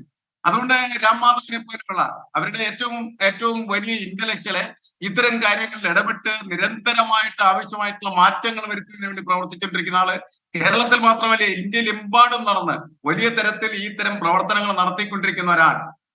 കാരണം ഇപ്പോഴും RSS-ന് ഒരു ഗോസ്റ്റ് ഓർഗനൈസേഷന്റെ ക്യാരക്ടറിസ്റ്റിക്സ് പൂർത്തിയാക്കാനായിട്ട് കഴിയുന്ന അല്ലെങ്കിൽ ഉൾക്കൊള്ളാനായിട്ട് കഴിയുന്നുണ്ട്. അതുകൊണ്ടാണ് അവർ നടത്തുന്നതായിട്ടുള്ള നീക്കങ്ങള് കേരളത്തിലുള്ള നേതാക്കൾക്ക് പോലും അറിയാൻ പറ്റാതെ പോകുന്നത്. പലപ്പോഴും അവർക്ക് അവരുടെ ഉത്തരം മാറ്റി പറയേണ്ടി വരുന്നത് അവരുടെ അറിവില്ലായ്മ കൊണ്ട് മാത്രമാണ്. CPM-ന്റെ സ്ഥിതി അതല്ല. CPM-ന് പ്രത്യയശാസ്ത്രപരമായിട്ട് ഈ വിഷയത്തെ എങ്ങനെയാണ് വിശകലനം ചെയ്യേണ്ടത്, അതിനെങ്ങനെയാണ് ഉത്തരം കൊടുക്കേണ്ടത്. നേരിട്ടുള്ള ഒറ്റ ചോദ്യം, പിണറായി വിജയൻ എന്ന് പറയുന്ന മുഖ്യമന്ത്രി പോളിറ്റ് ബ്യൂറോ അംഗം എങ്ങനെ സംഘപരിവാറിന്റെ തടങ്കൽ പാളയത്തിലായി? അല്ല, അത്തരത്തിലൊരു നേതാവ് തടങ്കൽ പാളയത്തിലാകണമെങ്കിൽ സ്വാഭാവികമായിട്ടും വ്യക്തിപരമായിട്ടുള്ള, ചിലപ്പോൾ നമ്മൾ പറയാറുണ്ട് പൊളിറ്റിക്കൽ ഈസ് പേഴ്സണൽ എന്ന്, അല്ലെങ്കിൽ പൊളിറ്റിക്സ് ഈസ് പേഴ്സണൽ എന്ന് പറയാറുണ്ട്. രാഷ്ട്രീയം ചില സമയത്തൊക്കെ വ്യക്തിപരമായിട്ട് മാറിത്തീരും. അങ്ങനെ മാറിത്തീരുന്ന സമയത്ത് അവർ നേരിടുന്ന ഏറ്റവും വലിയ സംഘർഷം എന്ന് പറയുന്നത് അവരുടെ പ്രത്യയശാസ്ത്രവും അവരുടെ വ്യക്തിപരമായിട്ടുള്ള താല്പര്യം തമ്മിലുള്ള സംഘർഷമാണ്. ആ സംഘർഷമാണ് യഥാർത്ഥത്തിൽ ഇപ്പോൾ അദ്ദേഹത്തിന് വളരെ നിസ്സഹായമായിട്ടുള്ള അവസ്ഥയിൽ എത്തിച്ചേർന്നിരിക്കുന്നത്. ഇരട്ടച്ചങ്കൻ എന്ന് പറയുന്ന കേരളം പാടി അല്ലെങ്കിൽ അത്തരത്തിൽ പാണന്മാർ പാടിക്കൊണ്ടിരുന്നതായിട്ടുള്ള ആ മനുഷ്യരെ സംബന്ധിച്ചിടത്തോളം ഈ ദുർഗതിയിൽ എത്തിച്ചേർന്നത് എന്തുകൊണ്ട് എന്ന ചോദ്യം എല്ലാവരും ചോദിക്കുന്നുണ്ട്. സാധാരണക്കാരായിട്ടുള്ള ആളുകൾ ചോദിക്കുന്നുണ്ട്, കേരളം ചോദിക്കുന്നുണ്ട്, എന്തുകൊണ്ട് ഇങ്ങനെ ആയി കഴിഞ്ഞിരിക്കുന്നു, എന്തുകൊണ്ട് സംസാരിക്കാൻ കഴിയുന്നില്ല. ഇത്തരത്തിലുള്ള വലിയ സാഹചര്യങ്ങൾ ഉണ്ടാകുമ്പോൾ പാർട്ടിയുടെ നേതൃത്വത്തിലിരിക്കുന്നതായിട്ടുള്ള ഒരു വ്യക്തിയുടെ ഉത്തരവാദിത്വം എന്താണ്? ആ സങ്കീർണതകളെ പൊളിച്ചടക്കുക എന്നുള്ളതാണ്, ആ സങ്കീർണതകളെ തകർത്ത് കളയുക എന്നുള്ളതാണ്. യഥാർത്ഥത്തിൽ ഈ നിഴൽ മൂടി നിൽക്കുന്നതായിട്ടുള്ള നിഗൂഢതയെ പൊളിച്ചെടുക്കെങ്കിൽ മാത്രമാണ് പ്രസ്ഥാനത്തിന് മുന്നോട്ട് പോകാനായിട്ട് കഴിയുന്ന തിരിച്ചറിവ് ഉണ്ടാകുമ്പോൾ ഒരു നേതാവാണ് അദ്ദേഹമെങ്കിൽ അദ്ദേഹത്തിന്റെ ജോലി എന്താണ്? ഈ പ്രശ്നങ്ങൾ പരിഹരിക്കുന്നതിന് അദ്ദേഹമാണ് ഉത്തരം നൽകേണ്ടത്. അദ്ദേഹത്തിന്റെ ഉത്തരത്തിന് വേണ്ടിയിട്ടാണ് കേരളം നിൽക്കുന്നത്. അതെന്താ? ഏതായാലും ശ്രീ NM പിയേഴ്സൺ, താങ്കൾ പറഞ്ഞതുപോലെ തന്നെ മുഖ്യമന്ത്രിയുടെ ഉത്തരത്തിന് വേണ്ടിയാണ് കാത്തിരിക്കുന്നത്. മുഖ്യമന്ത്രിയുടെ മൗനം അത് എത്ര നാൾ തുടരും എന്ന് നമുക്കറിയില്ല. നാളെ ഒരുപക്ഷെ അദ്ദേഹം മാധ്യമങ്ങളെ കണ്ടേക്കാം. ആ തരത്തിലുള്ള സൂചനകൾ പുറത്തു വരുന്നുണ്ട്. അതോടൊപ്പം തന്നെ സംഘപരിവാർ രാഷ്ട്രീയത്തിനെതിരായിട്ടുള്ള ന്യൂനപക്ഷ രാഷ്ട്രീയം ഉയർത്തിപ്പിടിക്കുന്ന CPIM-നെ ഈ ഘട്ടത്തിൽ RSS കൂടിക്കാഴ്ചയുടെ പേരിൽ പ്രതിരോധത്തിലാക്കുമ്പോൾ സമരരംഗത്ത് ശക്തമായി നിൽക്കുന്നതിന് മുസ്ലിം ലീഗിന് എന്തെങ്കിലും തടസ്സമുണ്ടോ? ഷാഫി ചാലിയം നമ്മളോടൊപ്പം ഉണ്ട് അതിഥികളുടെ കൂട്ടത്തിൽ. നമ്മൾക്ക് അദ്ദേഹത്തിലേക്ക് തിരികെ വരാം. ADGP RSS കൂടിക്കാഴ്ച വിവാദം രാഷ്ട്രീയ കൊടുങ്കാറ്റായി കേരളത്തിൽ മാറുമ്പോൾ മൗനത്തിലിരിക്കുന്ന മുഖ്യമന്ത്രി ഒറ്റപ്പെട്ടോ എന്നതാണ് എൻകൗണ്ടർ പ്രൈം ഇന്ന് ചർച്ച ചെയ്യുന്നത്. നമുക്ക് ഇനി പോകാനുള്ള അതിഥി മുസ്ലിം ലീഗിലെ ശ്രീ ഷാഫി ചാലിയമാണ്. അദ്ദേഹത്തിലേക്ക് പോകുന്നതിന് മുൻപ് ഇന്ന് സ്പീക്കർ നടത്തിയിട്ടുള്ളൊരു പ്രതികരണമുണ്ട്, അത് നമുക്ക് കേൾക്കാം. കൂട്ടിക്കൊണ്ടുപോയത്. അപ്പോൾ അതിനകത്തൊന്നും വലിയ ഗൗരവമായി കാണേണ്ട കാര്യമൊന്നുമില്ല. അതെ, അതിനകത്തൊരു വലിയ ഗൗരവമായി കണ്ട RSS ഇന്ത്യയിലെ ഒരു പ്രധാനപ്പെട്ട സംഘടനയാണ്. ആ സംഘടനയുടെ നേതൃത്വത്തിൽ പ്രവർത്തിക്കുന്ന ആളുകളെ കണ്ടു. അതിനകത്ത് വലിയ അപാകത എന്ന് എനിക്ക് തോന്നുന്നില്ല. വീണ്ടും നമുക്ക് ഷാഫി ചാലിയത്തിലേക്ക് പോകണം. അതിന് മുൻപ് ഞാൻ തൃപ്തിയല്ലല്ലോ പ്രകടിപ്പിച്ചതെന്ന് MP ഗോവിന്ദൻ കഴിഞ്ഞ ദിവസം പറഞ്ഞു. CPIക്ക് അതൃപ്തിയുണ്ട്, പ്രശ്നം ഇങ്ങനെ സങ്കീർണമായി നിൽക്കുകയാണ്. എന്തുകൊണ്ടായിരിക്കും സ്പീക്കർ ഇന്ന് മുഖ്യമന്ത്രിക്ക് സഹായകരമായ രീതിയിൽ ഒരു പ്രതികരണം നടത്തിയത്? താങ്കൾക്ക് എന്താ തോന്നുന്നത്? മുഖ്യമന്ത്രിക്ക് അനുകൂലമാണോ അല്ലയോ എന്നതിനപ്പുറത്ത് CPM ഈ വിഷയത്തെ കൈകാര്യം ചെയ്യുന്നതിൽ വലിയ രാഷ്ട്രീയ പ്രതിസന്ധി നേരിടുന്നു എന്നതിൻ്റെ ഒരു തെളിവാണ്. ഇപ്പോൾ കണ്ണൂരെന്ന് പറയുന്നത് RSS അവകാശപ്പെടുന്നത് പോലെ ഈ രാജ്യത്ത് തന്നെ ഏറ്റവും കൂടുതൽ ശാഖകളുള്ളൊരു ജില്ലയാണ്. അതിനെ നേർക്കുനേർ നേരിട്ട് വളർന്നു വന്ന പ്രസ്ഥാനം എന്നാണ് എപ്പോഴും CPMൻ്റെ അവകാശവാദം. അപ്പോൾ ഷംസീറിൻ്റെ അടക്കം രാഷ്ട്രീയ ചോരയിൽ വേണ്ടത് ആ പ്രതിരോധത്തിൻ്റെ വീര്യമാണ്. എന്നാൽ അത്രയും ദൃഢതയോടെ രാഷ്ട്രീയം പറയേണ്ട ഷംസീറിന് പോലും ഈ RSSനെ അനുകൂലിക്കേണ്ടി വരുന്ന തരത്തിൽ ഏത് കീഴ്പ്പെടലാണ് ഈ സർക്കാർ നടത്തുന്നത്, അത് ഏതൊക്കെ തലത്തിലുള്ള പ്രതികരണങ്ങളുടെ ദാർഢ്യമാണ് ചോർത്തിക്കളയുന്നത്, അത് ഗൗരവതരമാണ്. ഇത് സംഘടനാപരമായി CPM പരിശോധിക്കേണ്ട ഗുരുതരമായൊരു പ്രശ്നമാണെന്നുള്ളതിൻ്റെ ഏറ്റവും നല്ല തെളിവാണ് ഈ പറയുന്ന ഷംസീർ ന്യൂനപക്ഷ വിഭാഗത്തിൽ നിന്ന് വരുന്ന ഒരാളാണ്. പക്ഷേ രാഷ്ട്രീയ ശക്തി കൊണ്ട് മതേതര മുഖമായി മാറിയ ഒരാളാണ്. അതിനെ മുഴുവൻ റദ്ദാക്കുന്ന ഒരു പ്രതികരണം അദ്ദേഹം നടത്തുന്നുവെങ്കിൽ അത് ഈ സമ്മേളന കാലയളവിൽ കണ്ണൂർ എന്ന് പറയുന്ന പാർട്ടിയുടെ കേന്ദ്രത്തിൽ പോലും ആ പാർട്ടി എത്രമാത്രം പ്രത്യയശാസ്ത്ര സന്നിഗ്ധത നേരിടുന്നു എന്നതിൻ്റെ തെളിവാണ്. വിജയകുമാർ, CPMനെ സംബന്ധിച്ച് CPMന് കേരളത്തിലെ നിലനിൽപ്പ് തന്നെ ഒരു പക്ഷേ ഈ കാലഘട്ടത്തിൽ, അതായത് സംഘപരിവാറിൻ്റെ വർഗീയ രാഷ്ട്രീയത്തിനെതിരായിട്ടുള്ള ഒരു നിലപാട് സ്വീകരിക്കുന്നു എന്നതിലാണ്. ഇപ്പോൾ CPMൻ്റെ ഈ സമ്മേളനങ്ങൾ നടക്കുമ്പോൾ പോലും അവിടെ പ്രസംഗിക്കേണ്ട പ്രധാനപ്പെട്ട ഭാഗം പോലും സംഘപരിവാറിൻ്റെ വർഗീയ രാഷ്ട്രീയത്തിനെതിരെ എങ്ങനെ നിലകൊള്ളണം എന്നത് ഊന്നിപ്പറഞ്ഞുകൊണ്ടാണ്. അങ്ങനെയുള്ള ഒരു ഘട്ടത്തിൽ ഇപ്പോൾ RSSുമായിട്ടുള്ള കൂടിക്കാഴ്ച എന്നത് സ്വാഭാവികമായും പാർട്ടിയെ സംബന്ധിച്ച് വലിയ പ്രതിരോധത്തിലാക്കുന്നുണ്ട്. എങ്ങനെയാണ് CPM ഇപ്പോൾ മുഖ്യമന്ത്രിക്കും ഈ പ്രശ്നത്തെ മറികടക്കാൻ കഴിയും? ഇത് എത്രത്തോളം വഷളാകും? സാധാരണ കേരളത്തിൽ CPMൽ എന്തെങ്കിലുമൊക്കെ ഈ പ്രത്യയശാസ്ത്ര പ്രശ്നങ്ങൾ ഉണ്ടാകുമ്പോൾ VSൻ്റെയും പിണറായിയുടെയും കാലത്ത് ഈ വിഭാഗീയ പ്രശ്നങ്ങൾ കൊടികുത്തിവാണ സമയത്ത് എന്തെങ്കിലും പ്രശ്നമുണ്ടായാൽ കേന്ദ്ര നേതൃത്വത്തിൻ്റെ ഒരു ഇടപെടൽ, ഒരു പ്രതികരണം നമ്മൾ അതിൽ കാണുമായിരുന്നു. നമ്മളെ അത്ഭുതപ്പെടുത്തപ്പോൾ സീതാറാം യെച്ചൂരിക്ക് ആരോഗ്യ പ്രശ്നങ്ങളുണ്ട്, അദ്ദേഹം ആശുപത്രിയിലാണ്. പക്ഷെ പ്രകാശ് കാരാട്ടിനോട് ഈ വിഷയങ്ങളിലൊക്കെ ചോദിക്കുമ്പോൾ പ്രകാശ് കാരാട്ട് ഇന്ന് ഉപയോഗിച്ച വാക്ക് തന്നെ കേരളത്തിലെ ADGPയും പാർട്ടിയും തമ്മിൽ എന്ത് സംബന്ധം എന്ന വാക്കാണ് ഉപയോഗിച്ചത്. സംബന്ധം എന്ന് വെച്ചാൽ യഥാർത്ഥത്തിൽ ഈ വിഷയത്തിൽ കേരളത്തിലെ CPMന് ഏതെങ്കിലും തരത്തിൽ പ്രശ്നമുണ്ടെങ്കിൽ അത് തിരുത്തുകയോ അതിനൊരു ഇടപെടൽ നടത്തുകയോ ചെയ്യേണ്ട കേന്ദ്ര നേതൃത്വം പോലും ഇക്കാര്യത്തിൽ കുറ്റകരമെന്ന് നമുക്ക് വേണമെങ്കിൽ സിംഗിൾ ഇൻവേർട്ട് കോമയിൽ പറയാവുന്ന മൗനം പാലിക്കുകയാണ് അല്ലേ. ഈ പ്രകാശ് കാരാട്ടിൻ്റെ പ്രതികരണം അല്ലെങ്കിൽ മറ്റ് പ്രധാനപ്പെട്ട നേതാക്കളൊക്കെ ഇപ്പോൾ വിജയരാഘവൻ പ്രതികരിക്കുന്നു. എല്ലാവരുടെയും പ്രതികരണങ്ങളിൽ എന്തൊക്കെയോ ആരെയൊക്കെയോ സംരക്ഷിച്ച് അല്ലെങ്കിൽ ഞങ്ങൾ പ്രതികരിച്ചാൽ ആർക്കെങ്കിലും പ്രശ്നമുണ്ടാകുമോ എന്നൊരു കരുതൽ അവരുടെ പ്രതികരണത്തിലുണ്ട്. അപ്പോൾ ഇത് നേരത്തെ NM പിയേഴ്സൺ പറഞ്ഞതുപോലെ മുഖ്യമന്ത്രി പിണറായി വിജയന് മാത്രം മറുപടി പറഞ്ഞ് മുഖ്യമന്ത്രിയുടെ മറുപടിക്ക് ശേഷം മാത്രമേ മറ്റുള്ളവർക്ക് പ്രതികരിക്കാൻ കഴിയൂ എന്ന നിലയിലേക്ക് കാര്യങ്ങൾ സങ്കീർണമായിട്ടുണ്ട് പാർട്ടിക്കുള്ളിൽ എന്നതാണ് അതൊക്കെ വ്യക്തമാക്കുന്നത്. അപ്പോഴത്തെ CPIയുടെ ജില്ലാ നേതൃത്വം തൃശ്ശൂരിൽ നിന്നൊരു വാർത്ത വരുന്നത് ഈ പൂരം കലക്കി അത് സംബന്ധിച്ച് അന്വേഷണ റിപ്പോർട്ട് പുറത്തുവിടണമെന്ന് CPIയുടെ ജില്ലാ നേതൃത്വം ആവശ്യപ്പെടുന്നു എന്ന വാർത്ത ഇപ്പോൾ വരുന്നുണ്ട്. നേരത്തെ സുനിൽകുമാർ അത് ആവശ്യപ്പെട്ടതാണ്, ഇതുവരെ കൊടുത്തിട്ട് മെയിലിന് മറുപടി പോലും കിട്ടിയിട്ടില്ല. എന്തുകൊണ്ടാണത്? അങ്ങനെ ഒരു റിപ്പോർട്ട് ഉണ്ടെങ്കിൽ അതിൻ്റെ ഉള്ളടക്കത്തെ പറ്റി CPIക്കെങ്കിലും ബോധ്യപ്പെടുന്ന തരത്തിൽ അത് പരസ്യപ്പെടുത്തേണ്ടത്, അല്ലെങ്കിൽ അവരെ അറിയിക്കേണ്ടത്. അതും ഉണ്ടായിട്ടില്ലല്ലോ ഇതുവരെ. റിപ്പോർട്ട് സമർപ്പിച്ചിട്ടുമില്ല സർക്കാർ. സമർപ്പിച്ചിട്ടുമില്ല. എന്താണ് അതിൽ സംഭവിച്ചതെന്ന് അറിയില്ല. ഇനിയിപ്പോഴത്തെ DGP അന്വേഷിക്കാൻ പോകുന്നു എന്ന് പറയുന്നു. അപ്പോൾ അതിൽ വ്യക്തത വരുത്തേണ്ടത് ആഭ്യന്തര വകുപ്പ് തന്നെയാണ്. ആഭ്യന്തര വകുപ്പ് കൂടി ഉൾപ്പെട്ടതാണ് ഈ വിവാദം. CPI ജില്ലാ നേതൃത്വം ഇപ്പോൾ ആവശ്യപ്പെടുന്നതിന്റെ സാഹചര്യം ഗോപിക്ക് അറിയുന്നത് പോലെ തന്നെ ഇന്നിപ്പോൾ D രാജ നമ്മളോട് പറയുകയുണ്ടായല്ലോ, സംസ്ഥാന നേതൃത്വം ഈ കാര്യം പഠിച്ച് റിപ്പോർട്ട് പാർട്ടി സെന്ററിന് നൽകണമെന്ന്. അതിന്റെ ഭാഗമായി നിർബന്ധമായും ഇനിയിപ്പോൾ CPI സംഘടനാപരമായി തന്നെ ആ കാര്യത്തിൽ ഇടപെടൽ നടത്തും. ഈ അന്വേഷണം പ്രഖ്യാപിച്ചപ്പോൾ 2 ആഴ്ച കൊണ്ട് അന്വേഷണം പൂർത്തിയാക്കി റിപ്പോർട്ട് നൽകണമെന്നാണ് സർക്കാർ ആവശ്യപ്പെട്ടത്. 4.5 മാസം കഴിഞ്ഞു, റിപ്പോർട്ട് കൊടുത്തിട്ടില്ല. എന്ന് മാത്രവുമല്ല, ഈ പറയുന്ന അലങ്കോലപ്പെടുത്തിയെന്ന് പ്രതിപക്ഷ നേതാവ് പറഞ്ഞു, ഈ കാര്യങ്ങളിലെല്ലാം ഇടപെട്ടത് പരിഹരിക്കാൻ ചുമതലപ്പെട്ടിരിക്കുന്ന ADGP തന്നെയാണ് അത് അന്വേഷിക്കുന്നത്.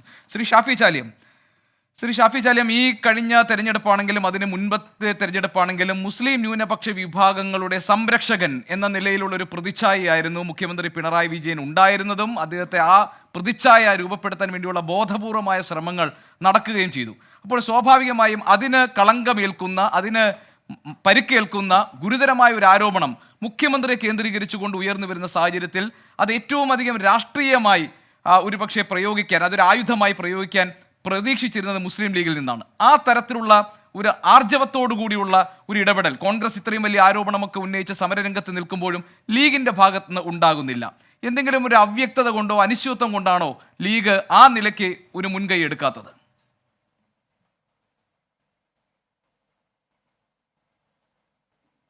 അല്ല, മുസ്ലിം ലീഗാണ് ഈ വിഷയങ്ങളൊക്കെ നേരത്തെ ഇവിടെ പറഞ്ഞത്. കേൾക്കാവോ? കേൾക്കാം.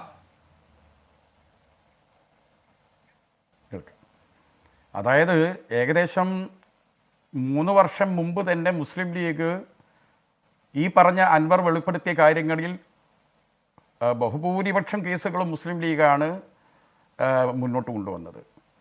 ജില്ലാ യൂത്ത് ലീഗ് സമരങ്ങൾ നടത്തിയിട്ടുണ്ട്.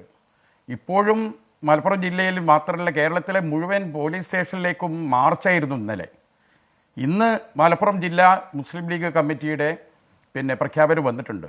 എല്ലാ പഞ്ചായത്ത് തലത്തിലും വമ്പിച്ച പ്രതിഷേധ മാർച്ചുകളാണ് അവിടെ തീരുമാനിച്ചിരിക്കുന്നത്. മലപ്പുറം ജില്ലാ UDFൻ്റെ പ്രസ്താവന എന്ന് വന്നിട്ടുണ്ട്. വമ്പിച്ച പ്രക്ഷോഭങ്ങളിലേക്ക് പോവുകയാണ്. ഇവിടെ മുസ്ലിം ലീഗ് ചൂണ്ടിക്കാട്ടുമ്പോൾ അതിന് ഒരു മീഡിയ അറ്റൻഷൻ കിട്ടിയില്ല. എന്നാൽ ഭരണപക്ഷത്തെ ഒരു MLA ചൂണ്ടിക്കാണിച്ചപ്പോൾ നിങ്ങളൊക്കെ അതിന് വലിയ ഗൗരവം കൊടുത്തു. ശരി, വൈകിയാണെങ്കിലും ഗൗരവപരമായി ഈ വിഷയം ചർച്ച ചെയ്യപ്പെട്ടത് കേരളം വലിയ ഒരു ആപത്തിലേക്ക് നീങ്ങുമോ എന്ന ഒരു അല്ലാത്ത ഒരു ടേണിംഗ് പോയിന്റിൽ വെച്ചിട്ടാണ് നമുക്കിത് ചർച്ച ചെയ്യാൻ നമുക്ക് സാധിക്കുന്നത്. ഇന്നിപ്പോൾ ഷംസീർ പറയുണ്ടായി RSS വളരെ പ്രാധാന്യമുള്ള ഒരു പ്രധാനപ്പെട്ട സംഘടനയാണ്, അതിൻ്റെ നേതാക്കളെ പോയിട്ട് ADGP കണ്ടതിൽ യാതൊരു തെറ്റുമില്ല എന്ന് പറഞ്ഞു. ഞാൻ മനസ്സിലാക്കുന്നത് ഷംസീർ ബിനോയ് വിഷയത്തിന് കൊടുത്ത മറുപടിയാണിത്. കാരണം എന്തിനു പോയി കണ്ടു? അത് കണ്ടത് ഗുരുതരമായ തെറ്റാണെന്ന് ചൂണ്ടിക്കാണിക്കാൻ മുന്നോട്ട് വന്നത് CPIയുടെ ജനറൽ സെക്രട്ടറിയാണ്. അപ്പോൾ അദ്ദേഹത്തിന് കൊടുത്ത മറുപടിയാണ്. ഇനി അദ്ദേഹത്തിൻ്റെ മറുപടി എന്താണെന്ന് നമുക്ക് നാളെ നോക്കാം. എൻ്റെ സുഹൃത്ത് BJPയുടെ യുവരാജ് ഇവിടെ കുറേ കാര്യങ്ങൾ പറയുകയുണ്ടായി. യുവരാജ് പറഞ്ഞത് വളരെ സത്യമാണ്. കാരണം ആ പാറമേക്കാവിൻ്റെയും അവിടുത്തെ ദേവസ്വം അവർ ഇറക്കിയ പ്രസ്താവന അദ്ദേഹം അവിടെ വായിക്കുകയുണ്ടായി. അതിലെന്താ പറയുന്നത്? പൂരം നേരെ ചൊവ്വേ നടത്തിക്കൊണ്ടുപോകാൻ സമ്മതിക്കാത്ത വിധം പോലീസ് അനാവശ്യ നിയന്ത്രണങ്ങൾ കൊണ്ടുവരുന്നു. പൂരത്തിൻ്റെ പ്രധാന വരുമാനമായി കാണുന്ന ആ സ്ഥലം അതിന് ദേവസ്വം ബോർഡ് വമ്പിച്ച രീതിയിൽ എന്ത് ചെയ്യുന്നു? ലക്ഷക്കണക്കിന് രൂപ അധികം കയറ്റുന്നു. അദ്ദേഹം പറഞ്ഞത് സത്യമാണ്. ഇതൊക്കെ എന്തിനു വേണ്ടിയാണ് ചെയ്യുന്നത്? അവിടെയാണ് പ്രശ്നം. പോലീസിനെ ഉപയോഗിച്ചുകൊണ്ട് ഇങ്ങനെ ചെയ്തു, അത് സത്യമാണത്. അതൊക്കെ ചെയ്തതാണ് ഈ ADGPൻ്റെ നേതൃത്വത്തിലാണെന്നുള്ളതാണ് വാദം. കാരണം അവിടുത്തെ ജനങ്ങൾക്ക് വമ്പിച്ച് പ്രയാസങ്ങൾ ഉണ്ടാക്കുക. പൂരം എന്ന് പറഞ്ഞ തൃശ്ശൂർക്കാരെ സംബന്ധിച്ചിടത്തോളം അവരെ ജീവനാണ്. കേരളത്തിൻ്റെ ഒരു ഭൂപടം നമ്മൾ പരിശോധിച്ചാൽ പൂരത്തിൻ്റെ ആനയൊക്കെ അടങ്ങുന്ന ഒരു ചിത്രം കിട്ടുക. അത്രമാത്രം കേരള സംസ്കാരവുമായുള്ള പൂരത്തിൻ്റെ ബന്ധം അതാണ്. ഇവിടെ നമ്മൾ മനസ്സിലാക്കേണ്ടത് ഈ കണ്ടു എന്ന് പറയപ്പെടുന്ന വ്യക്തികൾ ചില്ലറക്കാരല്ല, ഏതെങ്കിലും തല്ലിപ്പൊളി നേതാക്കളല്ല. ഈ ദത്തേത്രയാവു ഹൊസങ്കല എന്ന് പറഞ്ഞാൽ 3 PhD എടുത്ത വ്യക്തിയാണ്. 3ാമത്തെ PhD ന്യൂക്ലിയർ സയൻസിനെ കുറിച്ചാണ്. അദ്ദേഹം വിവാഹം പോലും കഴിക്കാതെ ഒറ്റ മുറിയിൽ താമസിച്ച് ഒരു ഹിന്ദു രാജ്യത്തെ സ്വപ്നം കാണുന്ന വ്യക്തിയാണ്. റാം മാധവ് എന്ന് പറഞ്ഞാൽ ചില്ലറക്കാരനല്ല. ആസാമിലെ മുഖ്യമന്ത്രിയെ, ഇന്നത്തെ ഈ മുഖ്യമന്ത്രിയെ കോൺഗ്രസിൽ നിന്നും ചാടിച്ചത് അദ്ദേഹത്തിൻ്റെ ഓപ്പറേഷനാണ്. ത്രിപുര പിടിച്ചെടുത്തത് അദ്ദേഹത്തിൻ്റെ ബുദ്ധിയാണ്.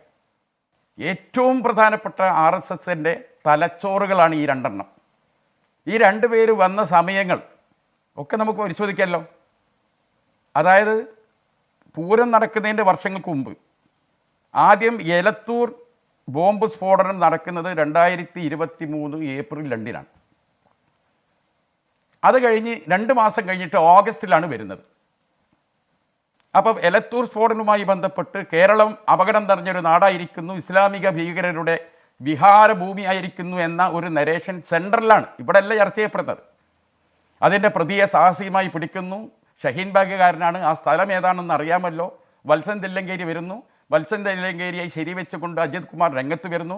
അത് കഴിഞ്ഞ് കൃത്യം 2 മാസം കഴിയുമ്പോൾ ആര് വരുന്നു? ഈ 2 നേതാക്കളെയും കാണുന്നു. കണ്ടതിന് ശേഷം അവിടുന്ന് വീണ്ടും 2 മാസം കഴിഞ്ഞ് ഇവിടെ എന്ത് സംഭവിക്കുന്നു? ഇവിടെ ഒക്ടോബർ 29-ന് കളമശ്ശേരിയിൽ ബോംബിടുന്നു. അതിൻ്റെയും അന്വേഷണ ചുമതല ഈ അജിത് കുമാർ തന്നെയാണ്. നിങ്ങൾ മനസ്സിലാക്കണം, ഓരോന്ന് പടിപടിയായി. ഇവിടെ എന്താ സംഭവിക്കുന്നത്? ഈ 2016-ൽ തന്നെ പിണറായി വിജയൻ രമൺ ശ്രീവാസ്തവ എന്ന സംഘപരിവാറുമായി വളരെ അടുത്ത് ബന്ധം പുലർത്തുന്ന വ്യക്തിയെ ഉപദേശനാക്കി വെക്കുകയല്ല, BJP വെപ്പിക്കുന്നു. അതിന് വഴങ്ങാൻ പിണറായി വിജയൻ 2016 തൊട്ട് ആരംഭിച്ചിട്ടുണ്ട്. അദ്ദേഹം നേരിടുന്ന കേസുകൾ അത്രയും വലിയ കേസുകളാണ്. കേന്ദ്ര സർക്കാരിൻ്റെ സഹായം ഇല്ലാതെ ആ കേസ് ഊരിപ്പോരാൻ അദ്ദേഹത്തിന് കഴിയില്ല. അദ്ദേഹത്തിൻ്റെ നിവൃത്തികേടാണത്. അതാണ് നമ്മൾ മനസ്സിലാക്കേണ്ടത്. തുടർന്ന് നോക്കൂ നിങ്ങൾ, 2016 അത് ഉപദേശനായി വരുന്നു. പിന്നെ ആ ഉപദേശകൻ്റെ ഉപദേശത്തിൻ്റെ അടിസ്ഥാനത്തിൽ ലോക്നാഥ് മെഹ്റ NIA ഉദ്യോഗസ്ഥനാണ്. ഇസ്രത്ത് ജഹാൻ കേസ് തുമ്പില്ലാതാക്കിയ മനുഷ്യനാണ്. അമിത്ഷാനെയും മോഡിയും ഒക്കെ രക്ഷപ്പെടുത്തിയ BJPക്ക് അങ്ങേയറ്റം വിശ്വസ്തനെയാണ്. അദ്ദേഹത്തെ ഇവിടുത്തെ DGP ആയി വെക്കണം എന്നാണ് ഓർഡർ. പണ്ട് UDFൻ്റെ ഭരണകാലത്ത് സെൻകുമാറിനെ വെച്ചില്ലേ എന്ന് ഒരു പക്ഷേ ആരെങ്കിലും ചോദിച്ചേക്കാം. സെൻകുമാറിനെ വെച്ചിട്ടില്ല. സെൻകുമാർ കോടതിയിൽ പോയി തനിക്കാണ് DGP ആണുള്ള റൈറ്റ് എന്ന് പറഞ്ഞ് നിയമപരമായി വാങ്ങിയതാ. പക്ഷെ സെൻകുമാർ പിന്നെ പോയ പാത നമ്മൾ കണ്ടു. ഇപ്പം ലോക്നാഥ് ബെഹ്റയെ കോംപ്ലിമെൻ്റായി കൊടുത്തു. അദ്ദേഹത്തിന് ക്രമസമാധാന ചുമതല അദ്ദേഹത്തിനായിരുന്നു. ഇപ്പം DGP ആയിട്ട് മെറിറ്റ് പ്രകാരം വരുന്നത് ഷേഖ് പർവേസ് സാഹിബാണ്. ശ്രീ ഷാഫി ചലീം, താങ്കൾ ഇതെല്ലാം കണക്ട് ചെയ്യുന്നത് ഈ പോലീസ് സംവിധാനവുമായി ബന്ധപ്പെട്ടാണ്, RSS ബന്ധം സ്ഥാപിക്കാൻ. പക്ഷെ ഇവിടെ യുവരാജ് ഗോകുൽ പറഞ്ഞ കാര്യങ്ങളൊക്കെ പോലീസുമായി ബന്ധമില്ലാത്ത ചില കാര്യങ്ങളാണ്. ഒന്ന്, ഈ പറയുന്ന P. ബാലചന്ദ്രന്റെ ഫേസ്ബുക്ക് പോസ്റ്റ്, അത് CPIയുടെ MLA അല്ലേ? ജാഗ്രത വേണ്ടേ? രാമനും ലക്ഷ്മണനും സീത പോത്തിറച്ചി വിളമ്പി കൊടുത്തുവെന്ന് ആ ഘട്ടത്തിൽ പറയേണ്ട സാഹചര്യം എന്താണ്? ഈ വർഷം ജനുവരിയിലാണത് പറയുന്നത്. ഏപ്രിൽ പൂരം നടക്കാനിരിക്കുമ്പോഴാണ് യുവരാജ് ഗോകുൽ പറയുന്നത് തൃശ്ശൂരിലെ CPI MLAയുടെ ഈ ഫേസ്ബുക്ക് പോസ്റ്റ്, അത് ഈ ADGPയുമായി എന്ത് ബന്ധമാണ്? ഇനി ഈ പറയുന്ന എക്സിബിഷൻ ഇതിൻ്റെ വാടക കുത്തനെ ഉയർത്തിയത് 2 കോടിയിലധികമാണ് ഉയർത്തിയത്. അത് പിന്നെ 45 ലക്ഷമാക്കി ചുരുക്കുന്നു. കൊച്ചിൻ ദേവസ്വം ബോർഡിൻ്റെ തീരുമാനമാണ്. അത് വരുന്നത് കഴിഞ്ഞ ഡിസംബറിലാണ്.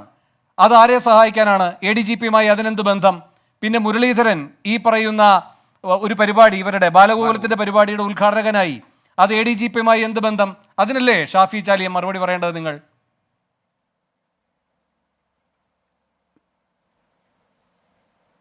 അല്ല, ബാലഗോകുലത്തിൻ്റെ പരിപാടിയിൽ മുരളീധരൻ മാത്രമല്ല, CPMൻ്റെ ഏരിയ സെക്രട്ടറി, ലോക്കൽ സെക്രട്ടറിമാർ, KT ജലീൽ പങ്കെടുത്തത് എൻ്റെ കയ്യിലുണ്ട്. അതിലൊക്കെ വ്യാപകമായി പലരും പങ്കെടുക്കലുണ്ട്. പിന്നെ ഈ CPI നേതാവിൻ്റെ യുവരാജ് ഇവിടെ ചൂണ്ടിക്കാണിച്ച ഫേസ്ബുക്ക് പരാമർശം എൻ്റെ ശ്രദ്ധയിൽപ്പെട്ടിട്ടില്ല. പക്ഷേ യുവരാജ് പറഞ്ഞത് ശരിയാണെങ്കിൽ അങ്ങനെ ഇതര സമൂഹങ്ങളെ വേദനിപ്പിക്കുന്ന രീതിയിലുള്ള പരാമർശങ്ങൾ ആര് നടത്തുന്നതും നമ്മുടെ നാടിന് യോജിച്ചതല്ല എന്നാണ് അക്കാര്യത്തിൽ എനിക്ക് പറയാനുള്ളത്. പക്ഷെ ഞാനിവിടെ ആരോപിക്കുന്നത് ഇതൊന്നല്ല. അല്ല, ഒരു കാര്യം കൂടെ ബാക്കി, ഈ 2.25 കോടിയിൽ നിന്ന് ആദ്യം ഉയർത്തി പിന്നെ 45 ലക്ഷമാക്കിയ പരിപാടി കൊച്ചി ദേവസ്വം ബോർഡിന്റെ, അതായത് ഞാൻ പറഞ്ഞല്ലോ, തൃശ്ശൂരിൽ നിന്ന് തൃശ്ശൂർക്കാരിൽ ഭൂരിപക്ഷം BJPക്ക് വോട്ട് ചെയ്തിട്ട് കിട്ടണമെങ്കിൽ എന്ത് വേണം?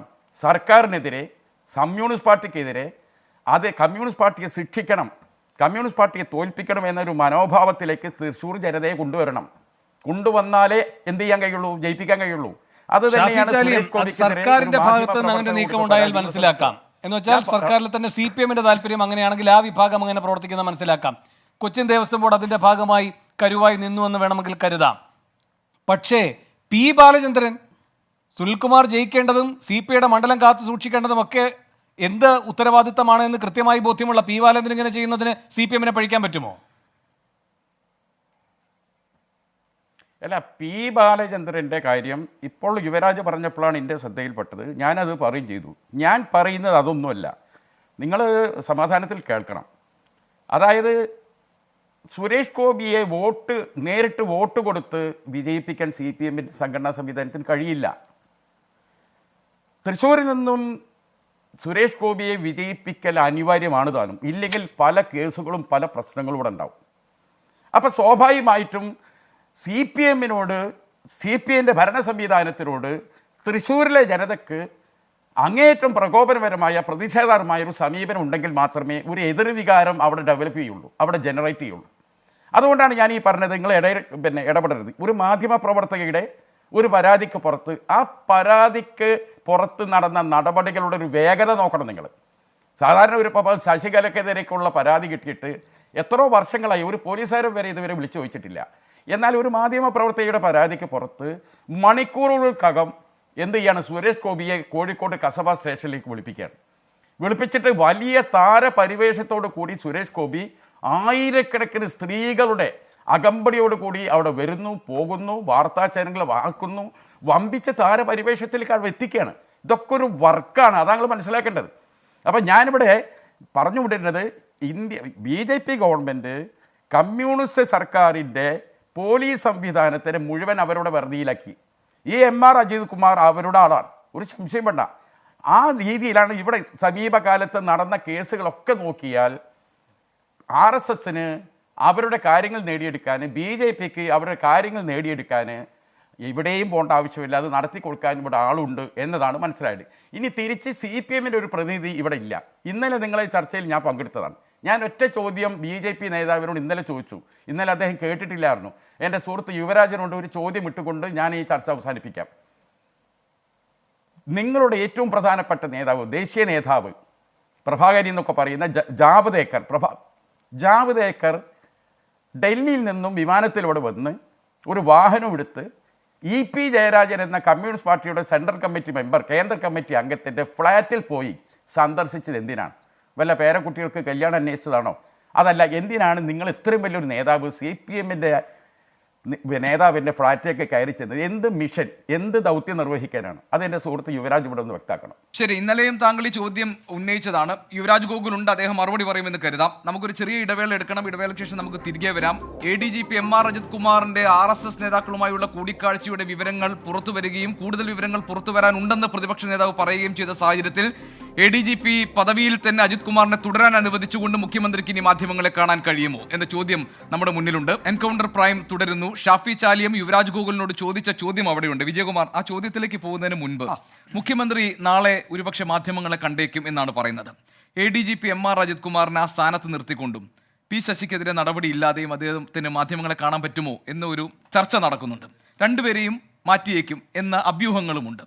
എന്താണ് നമ്മൾ പ്രതീക്ഷിച്ചത്? ഇത് വളരെ ഒരു സാങ്കല്പിക ചോദ്യമാണ് എങ്കിലും എന്താണ്? എനിക്ക് തോന്നുന്നു ആ ചോദ്യം വളരെ പ്രസക്തമാണ്. ഇതിപ്പോൾ ഇത്രയും ദിവസങ്ങളിൽ എന്തുകൊണ്ട് മുഖ്യമന്ത്രി മാധ്യമങ്ങളെ കണ്ടില്ല എന്നതിൻ്റെ ഉത്തരവും ആ ചോദ്യത്തിൽ തന്നെയുണ്ട്. കാരണം ഈ ADGP, പ്രത്യേകിച്ച് ADGP ആ പദവിയിൽ നിന്നും മാറ്റാതെ മുഖ്യമന്ത്രിക്ക് മാധ്യമങ്ങളെ കാണാൻ കഴിയുമോ എന്ന ചോദ്യം. ഇന്നിപ്പോൾ PV അൻവർ പറഞ്ഞത് അത് വളരെ വളരെ ഒരു സ്ട്രെയിറ്റ് അറ്റാക്കാണ്, മുഖ്യമന്ത്രിയെ തന്നെയാണ് അറ്റാക്ക് ചെയ്യുന്നത്. അതായത് ADGP ആ പദവിയിൽ ഇരുത്തിയിരിക്കുന്നത് എന്നെ ആക്രമിക്കാൻ വേണ്ടിയാണ് എന്ന് പറയുന്ന യഥാർത്ഥത്തിൽ പിണറായി വിജയനോടാണ് PV അൻവർ പറയുന്നത്. കഴിഞ്ഞ ദിവസം പോയി കണ്ട് പരാതി കൊടുത്തു പുറത്തു വന്നിട്ട് ഇതൊക്കെ പരിഹാരം ഉണ്ടാകുമെന്ന് മുഖ്യമന്ത്രി പറഞ്ഞിട്ടുണ്ട്, ഇടപെടൽ ഉണ്ടാകുമെന്ന് പാർട്ടി പറഞ്ഞിട്ടുണ്ടെന്നൊക്കെ പറയുന്ന PV അൻവർ പറയുകയാണ് അദ്ദേഹത്തെ മാറ്റാത്തത് എന്നെ ലക്ഷ്യം വെച്ചാണ്, അല്ലെ എന്നെ ആക്രമിക്കാൻ വേണ്ടിയാണ് അദ്ദേഹം അവിടെ ഇരിക്കുന്നത്, അവിടെ ഇരുന്നാൽ എന്നെ ആക്രമിക്കും, ഞാൻ കുടുങ്ങിയേക്കുമെന്ന് പറയുന്നത് ആഭ്യന്തര വകുപ്പിനുള്ള ഒരു മുന്നറിയിപ്പ് കൂടിയാണ്. അപ്പോൾ ഇന്നലെയും പറഞ്ഞത് ഇദ്ദേഹം അവധിയിൽ പോകുന്നത് തെളിവ് നശിപ്പിക്കാനാണ്. അപ്പോൾ PV അൻവർ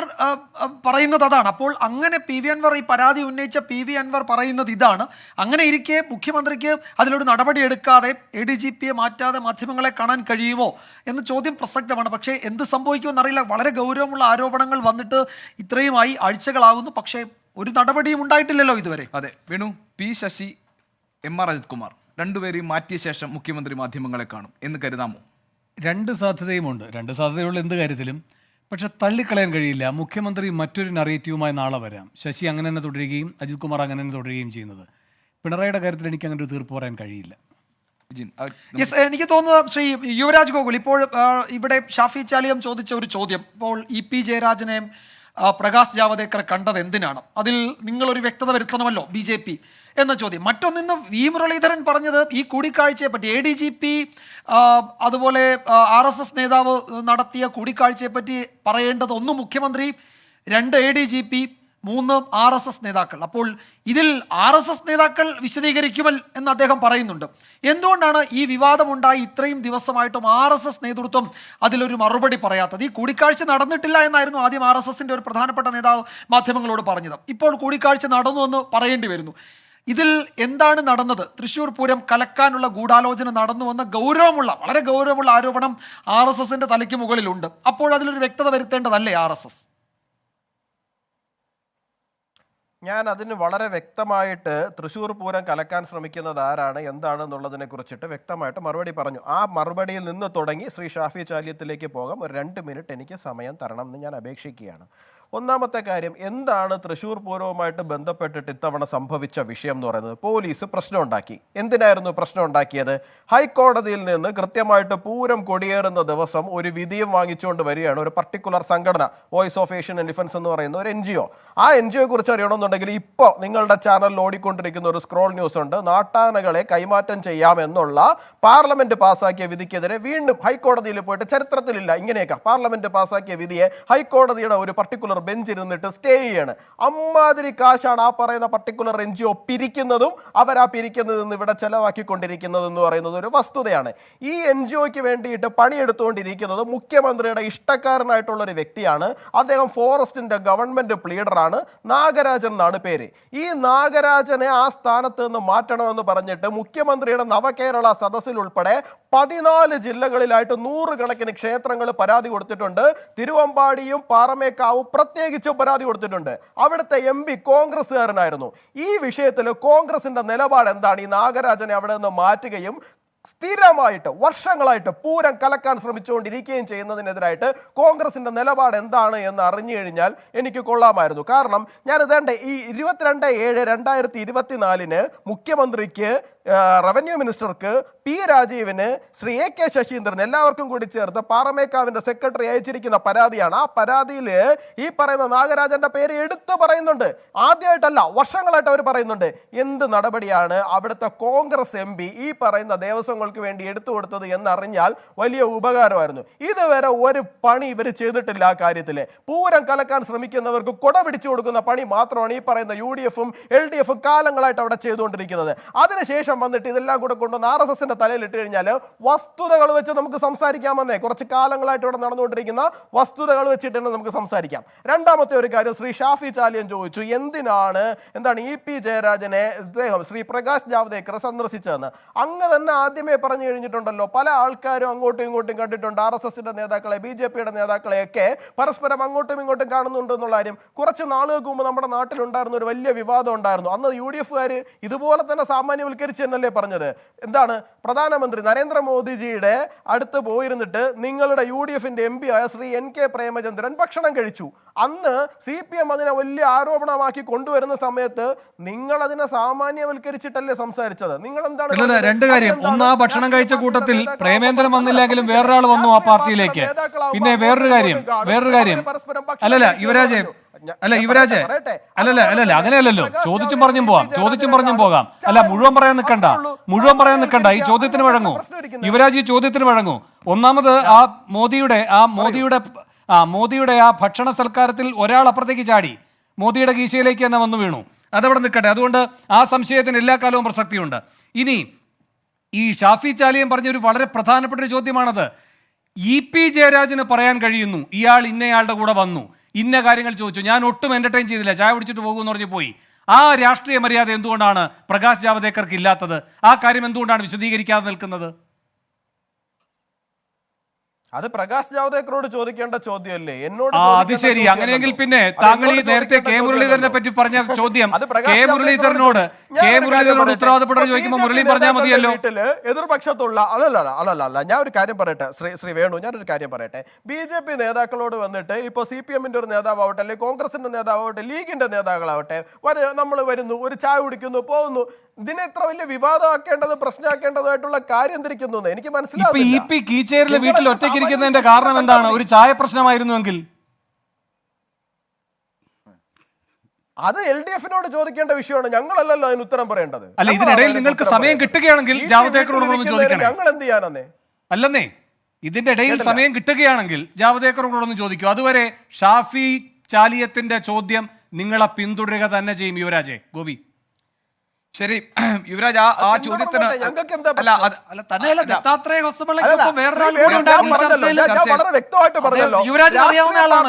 രണ്ട് രാഷ്ട്രീയ പാർട്ടിയുടെ നേതാക്കളാവുമ്പോ അങ്ങോട്ട് പോവും, ഇങ്ങോട്ട് വരും, ഒരു ചായ കുടിക്കും, ചിലപ്പോ നാല് കുടിക്കും, ചിലപ്പോ ഭക്ഷണം കഴിക്കും. അതൊക്കെ സ്വാഭാവികമായ കാര്യങ്ങളാണ്. യുവരാജ്, ഈ ദത്താത്രേയ ഹൊസബല്ലയെ ADGP കാണുമ്പോൾ അദ്ദേഹത്തിനോടൊപ്പം ഒരാൾ ഉണ്ടായിരുന്നല്ലോ. അദ്ദേഹത്തിന്റെ നിർബന്ധത്തിന് വഴങ്ങിയാണല്ലോ ADGP കണ്ടത്. അതാരാണെന്ന് താങ്കൾക്ക് അറിയാമല്ലോ? എനിക്കറിയില്ലല്ലോ. അറിയില്ല. അല്ല, ജയകുമാർജി ആണോ? ജയകുമാർ അദ്ദേഹത്തിന്റെ സുഹൃത്താണെന്ന് പറഞ്ഞല്ലോ. അല്ല, ജയകുമാർജി സുഹൃത്ത് മാത്രമെന്ന കപ്പാസിറ്റിയിൽ നിർത്തണ്ട. ജയകുമാറിനായിരുന്നു തൃശ്ശൂരിലെ തെരഞ്ഞെടുപ്പിന് ചുമതല എന്ന് പറയുന്നു. നേരത്തെ നേമത്തെ രാജഗോപാലിന്റെ കാര്യത്തിനകത്തുള്ള തെരഞ്ഞെടുപ്പ് കാര്യങ്ങളുടെ ചുമതലയും അദ്ദേഹത്തിനുണ്ടായിരുന്നു എന്ന് പറയുന്നു. ജയകുമാർജി നിങ്ങളുടെ ഇൻഫർമേഷൻ വളരെ തെറ്റാണ്. ജയകുമാർജി തിരുവനന്തപുരത്തുള്ള ആളാണ്. അദ്ദേഹം തിരുവനന്തപുരത്ത് ഇലക്ഷൻ സമയത്ത് പരിപൂർണമായിട്ട് ഉണ്ടായിരുന്ന ഒരാളാണ്. അദ്ദേഹം ഇവിടുത്തെ ഇലക്ഷൻ കോർഡിനേറ്റ് ചെയ്തുകൊണ്ടിരുന്ന ആളാണ്. അദ്ദേഹത്തിന് തൃശ്ശൂരുമായിട്ട് യാതൊരു തരത്തിലുള്ള തിരഞ്ഞെടുപ്പുമായിട്ടുള്ള യാതൊരു ചുമതല. യുവരാജ്, ഏതായാലും ഇത്രയും വിവാദമായ സാഹചര്യത്തിൽ എന്താണ് അവിടെ നടന്നത് എന്ന് പറയാൻ പറ്റുന്ന കാര്യങ്ങൾ പറയണമെന്ന് BJP ആവശ്യപ്പെടാമല്ലോ. ക്ഷമിക്കണം ജയകുമാറെ, എന്ന് മാത്രമല്ല എന്തായാലും അല്ല, ഒരു സെക്കൻഡ്, ഒരു കാര്യം കൂടി അല്ല, താങ്കൾ ഈ പറയുന്ന തിരുവനന്തപുരത്ത് കേന്ദ്രീകരിച്ചാണ് ജയകുമാർ നിൽക്കുന്നതെങ്കിൽ അതിന്റെ അർത്ഥം തൃശ്ശൂരിൽ ഈ പറയുന്ന BJP തോൽക്കണമെന്ന ആഗ്രഹത്തോടെ തിരുവനന്തപുരത്ത് നിൽക്കുക അല്ലല്ലോ ജയകുമാർ ചെയ്യുന്നത്. ജയകുമാർ സർവ്വവ്യാപിയാണെന്ന് ഇപ്പോൾ വിവരങ്ങൾ വരുന്നുമുണ്ട്. ജയകുമാർ സർവ്വവ്യാപിയാണ്. ഇവിടെ ഈ ഗവർണറുടെ ഓഫീസുമായി ബന്ധപ്പെട്ട് സർവകലാശാലകളിൽ നിയമനങ്ങൾ നടക്കുന്നത് ആരുടെ കൈകളിലൂടെ കടന്നു പോകുന്ന പേരുകളാണ്, അതടക്കമുള്ള വിവരങ്ങൾ വരും ദിവസങ്ങളിൽ. വരട്ടെ, അതിനെന്താ. അദ്ദേഹം നല്ല പ്രയോഗങ്ങളാണ് കേട്ടോ. സർവ്വവ്യാപി. ഒരാള് സംഘടനാ പ്രവർത്തനം നടത്തുമ്പോൾ, രാഷ്ട്രീയ പ്രവർത്തനം നടത്തുമ്പോൾ സംസ്ഥാനം മുഴുവനായി, ചിലപ്പോൾ ദക്ഷിണേന്ത്യ മുഴുവൻ, ചിലപ്പോൾ ഭാരതം മൊത്തമായി അദ്ദേഹം പ്രവർത്തനം നടത്തുമെന്നേ. ഇത് മറച്ചു വെച്ചുകൊണ്ട് ചെയ്യുന്ന കാര്യമൊന്നുമല്ലല്ലോ. അദ്ദേഹം വിശേഷ സമ്പർക്ക പ്രമുഖ എന്ന് പറയുന്ന ചുമതലയിലാണ് ഇരിക്കുന്നത്. അതായത് ഒരു പർട്ടിക്കുലർ ക്ലാസ്സിലുള്ള ആൾക്കാരുമായിട്ട് സമ്പർക്കം നടത്തുക എന്നുള്ളത്. ഈ കൂടിക്കാഴ്ച, ഈ സമ്പർക്കം മറച്ചു വെച്ചിരുന്നു ശ്രീ യുവരാജ് ഗോകുൽ. RSS മറച്ചു വെച്ചിരുന്നു. ഇങ്ങനെ ഒരു കൂടിക്കാഴ്ചയെ പറ്റി പറഞ്ഞ സമയത്ത്, പ്രതിപക്ഷ നേതാവ് പറഞ്ഞ സമയത്ത് അത് നടന്നിട്ടില്ല എന്ന് RSSന്റെ ഉത്തരവാദിത്തപ്പെട്ടവർ പറഞ്ഞിട്ടുണ്ടല്ലോ. എന്തിനായിരുന്നു അത് മറച്ചു വെച്ചത്? ഞാനൊരു കാര്യം പറയട്ടെ. നാളെ അല്ലല്ല ഞാനൊരു കാര്യം ചെയ്യാം. ഇത് മറച്ചു വെച്ചു എന്ന് പറയുമ്പോൾ നാളെ മുതൽ എന്താ ഇനിയിപ്പോ ഞങ്ങൾ ആരെയൊക്കെ സമ്പർക്കം ചെയ്യുന്നു എന്നുള്ള കാര്യം 24 ന്യൂസ് കൊണ്ടുവന്നിട്ട് ഞങ്ങൾ പരസ്യം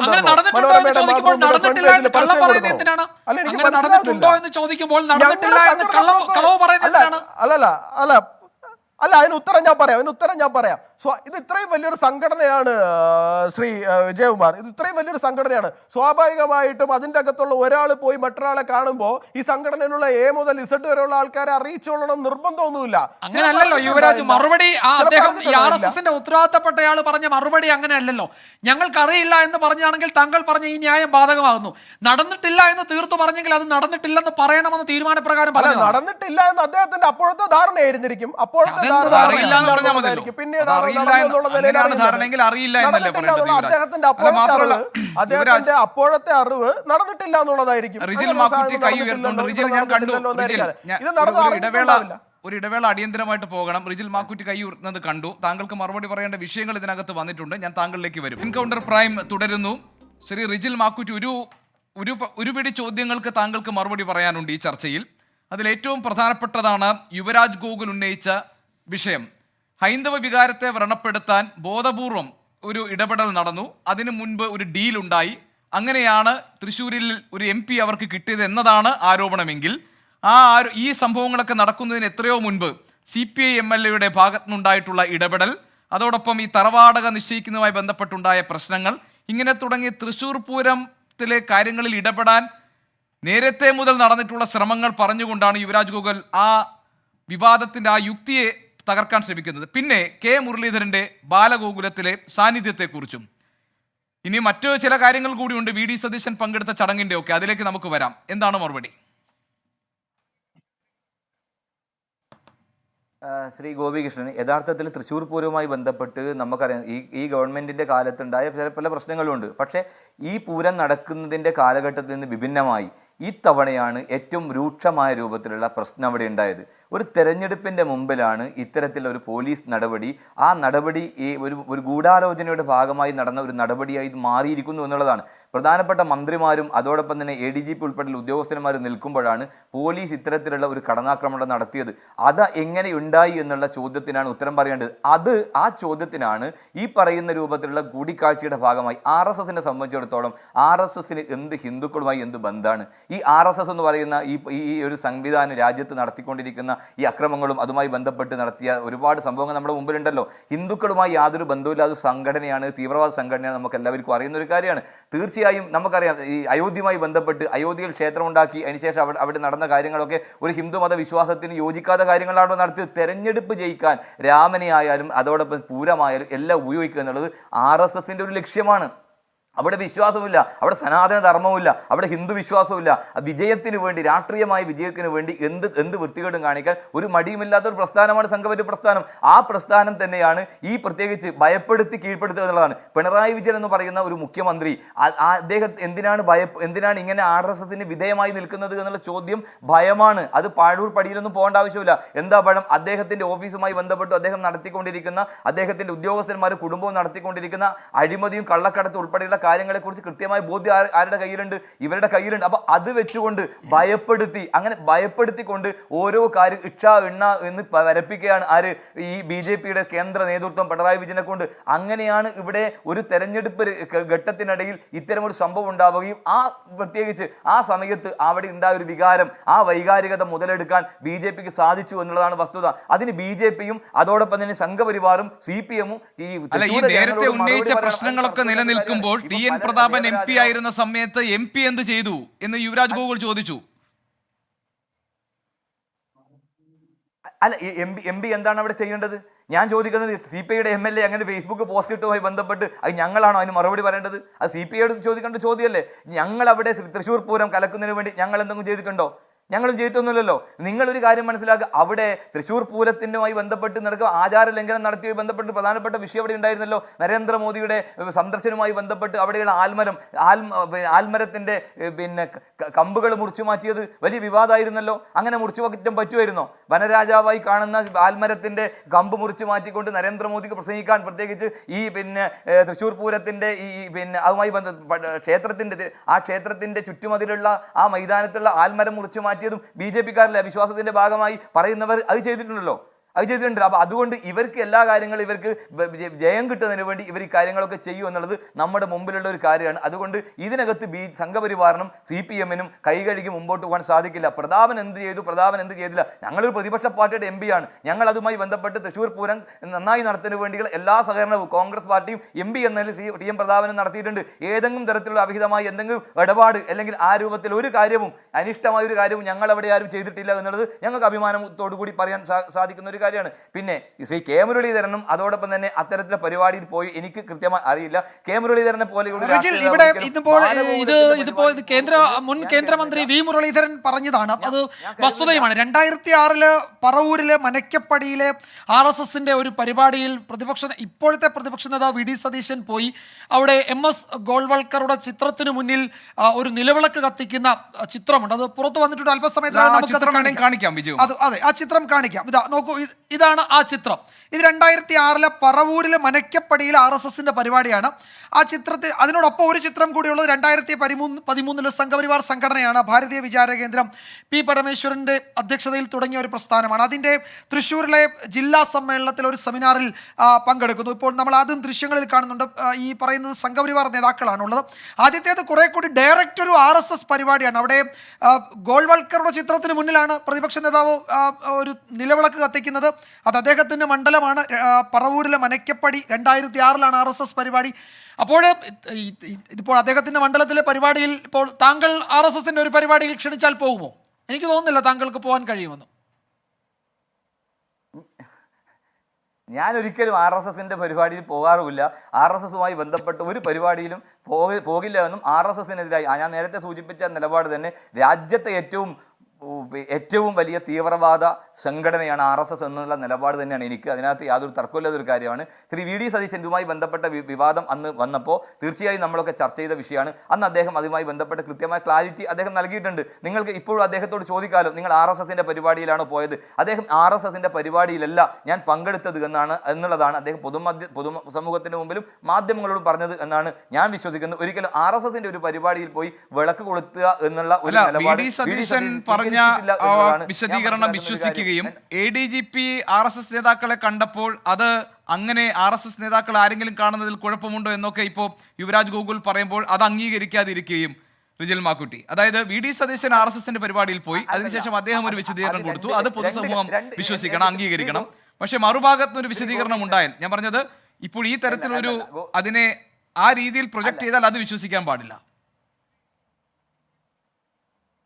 അല്ല, ഞാനതല്ല പറയുന്നത്. 2006 നിങ്ങൾ ഈ പറയുന്നൊരു കാര്യവുമായി ബന്ധപ്പെട്ട് അദ്ദേഹം പോയി ചർച്ച നടത്തി. അദ്ദേഹം RSSന്റെ പരിപാടി പോയി എന്നാണല്ലോ പറയുന്നത്. അദ്ദേഹം മറുപടി പറഞ്ഞിട്ടുണ്ട്. ഇത് അങ്ങനെയാണോ നിങ്ങൾ കാണുന്നത്? RSSന്റെ പ്രമുഖരായ നേതാക്കന്മാരെ ക്രമസമാധാന ചുമതലയുടെ ADGP ആരുടെ നിർദ്ദേശപ്രകാരമാണ് പോയത്? എന്താണ് കാര്യം? എന്തിനു വേണ്ടി കണ്ടു? എന്താണ് അവരുടെ ഇന്റൻഷൻ? ഒരു സ്വകാര്യ സന്ദർശനമാണ് എങ്കിൽ എന്തിനാണ് ഈ RSS നേതാവിനെ അദ്ദേഹം പോയി കാണുന്നത്? അതോ ഒരു RSS നേതാവിന്റെ കാറിൽ പോയി കാണേണ്ട സാഹചര്യം എന്താണ് എന്നുള്ളതിനെ കുറിച്ചല്ലേ നമ്മൾ ചർച്ച ചെയ്തുകൊണ്ടിരിക്കുന്നത്? അതിനല്ലേ ഉത്തരം പറയേണ്ടത്. ഇവിടെ നിങ്ങൾ നോക്കൂ, കഴിഞ്ഞ തെരഞ്ഞെടുപ്പ് ഉൾപ്പെടെ ശ്രീ ഗോപികൃഷ്ണൻ നിങ്ങളുമായി ബന്ധപ്പെട്ട ഒരു ചർച്ചയിൽ ശ്രീ കെ സുധാകരൻ ഒരു കാര്യം പറഞ്ഞപ്പോൾ ഈ കഴിഞ്ഞ തെരഞ്ഞെടുപ്പിലുണ്ടായ കാര്യം എന്താ? CPM-കാരോട് കെ സുധാകരൻ RSSലേക്ക് പോകും എന്നുള്ളതാണ്. അപ്പോൾ ചോദിച്ചപ്പോൾ CPM-നെതിരായി ഒരു നിലപാട് സ്വീകരിച്ചപ്പോൾ കെ സുധാകരൻ RSSലേക്ക് പോകുമെന്ന് പറഞ്ഞ് കഴിഞ്ഞ തെരഞ്ഞെടുപ്പിൽ ഏറ്റവും കൂടുതൽ ശാഖയ്ക്ക് കാവൽ നിന്നിട്ടുണ്ട കഥയല്ലേ പറഞ്ഞത്. അപ്പോൾ അതൊരു ചെറിയ പ്രശ്നമല്ലല്ലോ ഇപ്പോഴത്തെ സാഹചര്യത്തിൽ. അപ്പോഴത്തെ സാഹചര്യത്തിലും അല്ല, ശാഖക്ക് കാവൽ നിന്ന്. അതെ, ഞാൻ പറഞ്ഞൊരു കാര്യമുണ്ട്, അത് നിങ്ങൾക്ക് ക്ലാരിറ്റി വരുത്താൻ ഞാൻ പറയാണ്. ശ്രീ കെ സുധാകരൻ കോൺഗ്രസിന്റെ പദവിയിൽ എത്തിയപ്പോൾ, കോൺഗ്രസിന്റെ പാർട്ടിയുടെ നേതൃത്വത്തിൽ ഇരുന്നപ്പോൾ അത്തരമൊരു നിലപാടെടുത്തില്ല. അതേ സംഘടനാ കോൺഗ്രസ് എന്ന് പറഞ്ഞിട്ടുണ്ട്. ആ സംഘടനാ കോൺഗ്രസിന്റെ കാലത്ത് പ്രത്യേകിച്ച് അന്നത്തെ CPM ഉൾപ്പെടെയുള്ള മുന്നണി ഉൾപ്പെടെയുള്ള ആളുകൾ അന്ന് സംഘപരിവാറിന്റെ ജനസംഘവുമായി ചേർന്ന് നിന്ന് എന്നുള്ളത് നമുക്കറിയാം. കെ സുധാകരൻ ഇന്ന് വരെ അതേ കോൺഗ്രസിന്റെ അംഗമായി, പാർട്ടിയുടെ DCC പ്രസിഡന്റായി, KPCCയുടെ പ്രസിഡന്റായി, പാർട്ടിയുടെ ഭാരവാഹിയായി നിൽക്കുമ്പോൾ ഒരു തരത്തിലും RSS കാവൽ നിൽക്കേണ്ട BJP-യിലേക്ക് പോകണമെങ്കിൽ എനിക്ക് പോകുന്നതിന് കുഴപ്പമില്ല എന്ന് പറഞ്ഞത് അദ്ദേഹം ഒരു ഉത്തരവാദിത്തപ്പെട്ട പദവിയിൽ ഇരിക്കുമ്പോഴാണ്. എന്തുകൊണ്ട് അല്ല വിജയകുമാർ, എന്താ പറയാൻ കാരണം എന്നറിയോ? നിങ്ങൾ പോകുമോ? CPM പറയുന്നുണ്ട്. CPM പറഞ്ഞ ഞാൻ പോകുമെന്ന് ചോദിച്ചത്. അത് കെ സുധാകരന്റെ രാഷ്ട്രീയ ശൈലിയാണ്. അദ്ദേഹത്തെ പ്രകോപിപ്പിച്ചത് കൊണ്ടാണ് അദ്ദേഹം അങ്ങനെ പറഞ്ഞത്. അല്ലാതെ അങ്ങനെ പറഞ്ഞിട്ടില്ല. ഈ തെരഞ്ഞെടുപ്പിൽ പറഞ്ഞു എന്താ? കെ സുധാകരനെ വിജയിപ്പിച്ച RSSലേക്ക് പോകുന്നു. ഇപ്പൊ ആരാ പോയത്? ഞങ്ങളാണോ? EP ജയരാജൻ വീട്ടിലിരിക്കുന്നതിനാ? പ്രകാശ് ഞാനൊരു ഇടവേള എടുക്കട്ടെ, വളരെ പെട്ടെന്ന് പോകേണ്ടതാണ്. അത് സ്വാഗതം വീണ്ടും എൻകൗണ്ടർ പ്രൈമിലേക്ക്. വേണു, യഥാർത്ഥത്തിൽ ഈ വിവാദങ്ങളൊക്കെ CPM എന്ന പാർട്ടിയെ കൊണ്ടുചെന്ന് എത്തിച്ചിരിക്കുന്ന ഒരു പ്രതിസന്ധി എന്താണ്? ഇപ്പോൾ CPM-നെ സംബന്ധിച്ച് സംഘടനാപരമായ അച്ചടക്കമുള്ളൊരു പാർട്ടി, ആ പാർട്ടിക്ക് ഭരണം കിട്ടുന്നു മാത്രമല്ല, ആ പാർട്ടിയെ ശക്തിപ്പെടുത്തിയ അതിൻ്റെ ബഹുജനാടിത്തറ വിപുലപ്പെടുത്താൻ സഹായകരമായ തുടർഭരണവും കിട്ടുകയാണ്. ഇത് അസാധാരണമാണ്. കേരളത്തിൽ CPM-നെ സംബന്ധിച്ച് അത് ആദ്യത്തെ സംഭവവുമാണ്. അങ്ങനെ അത്രയും കരുത്തോടെ വന്നൊരു രാഷ്ട്രീയ പ്രസ്ഥാനത്തിന് ലോക്സഭാ തെരഞ്ഞെടുപ്പുകളിൽ അടിപതറേണ്ടി വരുമ്പോഴും ഒരു രാഷ്ട്രീയ പ്രതിസന്ധിയെ അതിന് നേരിടേണ്ടി വന്നിട്ടുള്ളൂ. അപ്പോൾ രാഷ്ട്രീയ പ്രതിസന്ധി എന്ന് വെച്ചാൽ ആ സാഹചര്യത്തിൻ്റെ പ്രത്യേകമായൊരു പ്രതികൂലാവസ്ഥയായിരിക്കാം. തന്ത്രപരമായി അതിനെ മറികടക്കുകയും ചെയ്യാം. അങ്ങനെ സംഭവിക്കുന്നുമുണ്ട് ലോക്സഭാ തെരഞ്ഞെടുപ്പ് കഴിഞ്ഞ് നിയമസഭാ തെരഞ്ഞെടുപ്പിലേക്ക് വരുമ്പോൾ. ഇവിടെ ഇപ്പോൾ അങ്ങനെയല്ല സംഭവിക്കുന്നത്. ബഹുജനാടിത്തറ തന്നെ തകർന്നു പോവുക, പാർട്ടി കേന്ദ്രങ്ങളിൽ തന്നെ BJP-യിലേക്ക് ഒഴുക്കുണ്ടാവുക, ഇതെല്ലാം വലിയ ആശങ്കയോടെ കണ്ടുകൊണ്ട് ഇതെങ്ങനെ പരിഹരിക്കാൻ കഴിയുമെന്നതിൽ ഈ പാർട്ടി സമ്മേളനങ്ങളുടെ ഒരു വലിയ തിരുത്തൽ പ്രക്രിയയ്ക്ക് തുടക്കമാകും എന്നൊക്കെ പ്രതീക്ഷിച്ചിരിക്കുന്ന ഒരു ഘട്ടത്തിലാണ് ഈ RSSന്റെ ആലയത്തിലാണ് പിണറായി വിജയൻ്റെ സ്വസ്ഥതയിരിക്കുന്നത് എന്ന അവസ്ഥ വരുന്നത്. അതൊരു വലിയ രാഷ്ട്രീയമായ പ്രതിസന്ധിയേക്കാൾ അപ്പുറത്ത് അത് CPM-മായി ബന്ധപ്പെട്ട പ്രത്യയശാസ്ത്രപരമായ ഒരു പ്രതിസന്ധിയാണ്. പ്രത്യയശാസ്ത്രത്തിൻ്റെ ദാഢ്യത്തിൽ മാത്രം നിൽക്കുന്നൊരു പ്രസ്ഥാനമാണിത്. അതിൻ്റെ അടിസ്ഥാനത്തിൽ രൂപപ്പെടുന്നതാണ് അതിൻ്റെ സംഘടനാ ശരീരം. ഈ പറയുന്ന ബ്രാഞ്ച് മുതൽ PB വരെയുള്ള അതിൻ്റെ സംഘടനാ സംവിധാനം, അതിൻ്റെ മൂലക്കല്ലാണ് ഇപ്പോൾ തകർന്നിരിക്കുന്നത്. പലരും പറയുന്നത് പോലെ CPM-ന്റെ അന്തകനായി പിണറായി നിൽക്കുകയാണോ എന്നുപോലും സംശയം വരുന്ന അത്ര വലിയ പ്രതിസന്ധിയാണ് അത് ഉണ്ടാക്കുന്നത്. വിജയകുമാർ, ഈ വിവാദങ്ങളുടെയൊക്കെ തുടക്കക്കാരനായ PV അൻവറിനോട് ആരാണ് ഇതിനെല്ലാം പിന്നിൽ പ്രവർത്തിക്കുന്നത് ചോദിച്ചപ്പോൾ അന്ന് അൻവർ പറഞ്ഞത് സർവശക്തനായ ദൈവം മാത്രമേ എനിക്ക് പിന്നിലുള്ളൂ എന്ന്. ആ സമയത്ത് പലതരത്തിലുള്ള നിരീക്ഷണങ്ങളുണ്ടായിരുന്നു, അഭ്യൂഹങ്ങളുണ്ടായിരുന്നു. കാരണം ഇതൊരു പാർട്ടിക്കകത്തെ വിഭാഗീയതയുമായി ബന്ധപ്പെട്ടാണ് ഈ വിവാദങ്ങൾ ഉണ്ടായതെന്നും അതിന് PV അൻവറിന് കരുത്തു പകരുന്ന ഒരു ചാലകശക്തിയായി പ്രവർത്തിച്ച ഒരു വിഭാഗം ഉണ്ടായിരുന്നു എന്നൊക്കെ.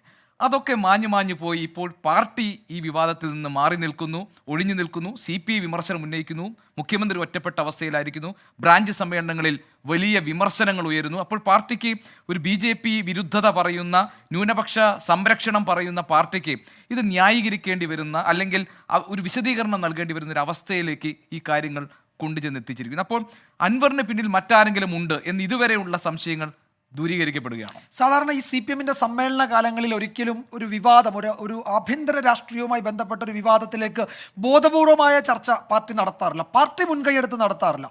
അപ്പോൾ ഇപ്പോൾ അത്തരം ഒരു ചർച്ച ഒരു CPIM അല്ലെങ്കിൽ ഒരു ഭരണപക്ഷ MLA-യുടെ ഭാഗത്തുനിന്ന് CPM-മായി ഇത്രയും അടുപ്പമുള്ള ഞാൻ പാർട്ടിക്കാരനാണ് എന്ന് സ്വയം പറഞ്ഞിരുന്ന PV അൻവറിനെ പോലെ ഒരാളിൽ നിന്നുണ്ടാകുമ്പോൾ സ്വാഭാവികമായി ആ സംശയമുണ്ടാകും.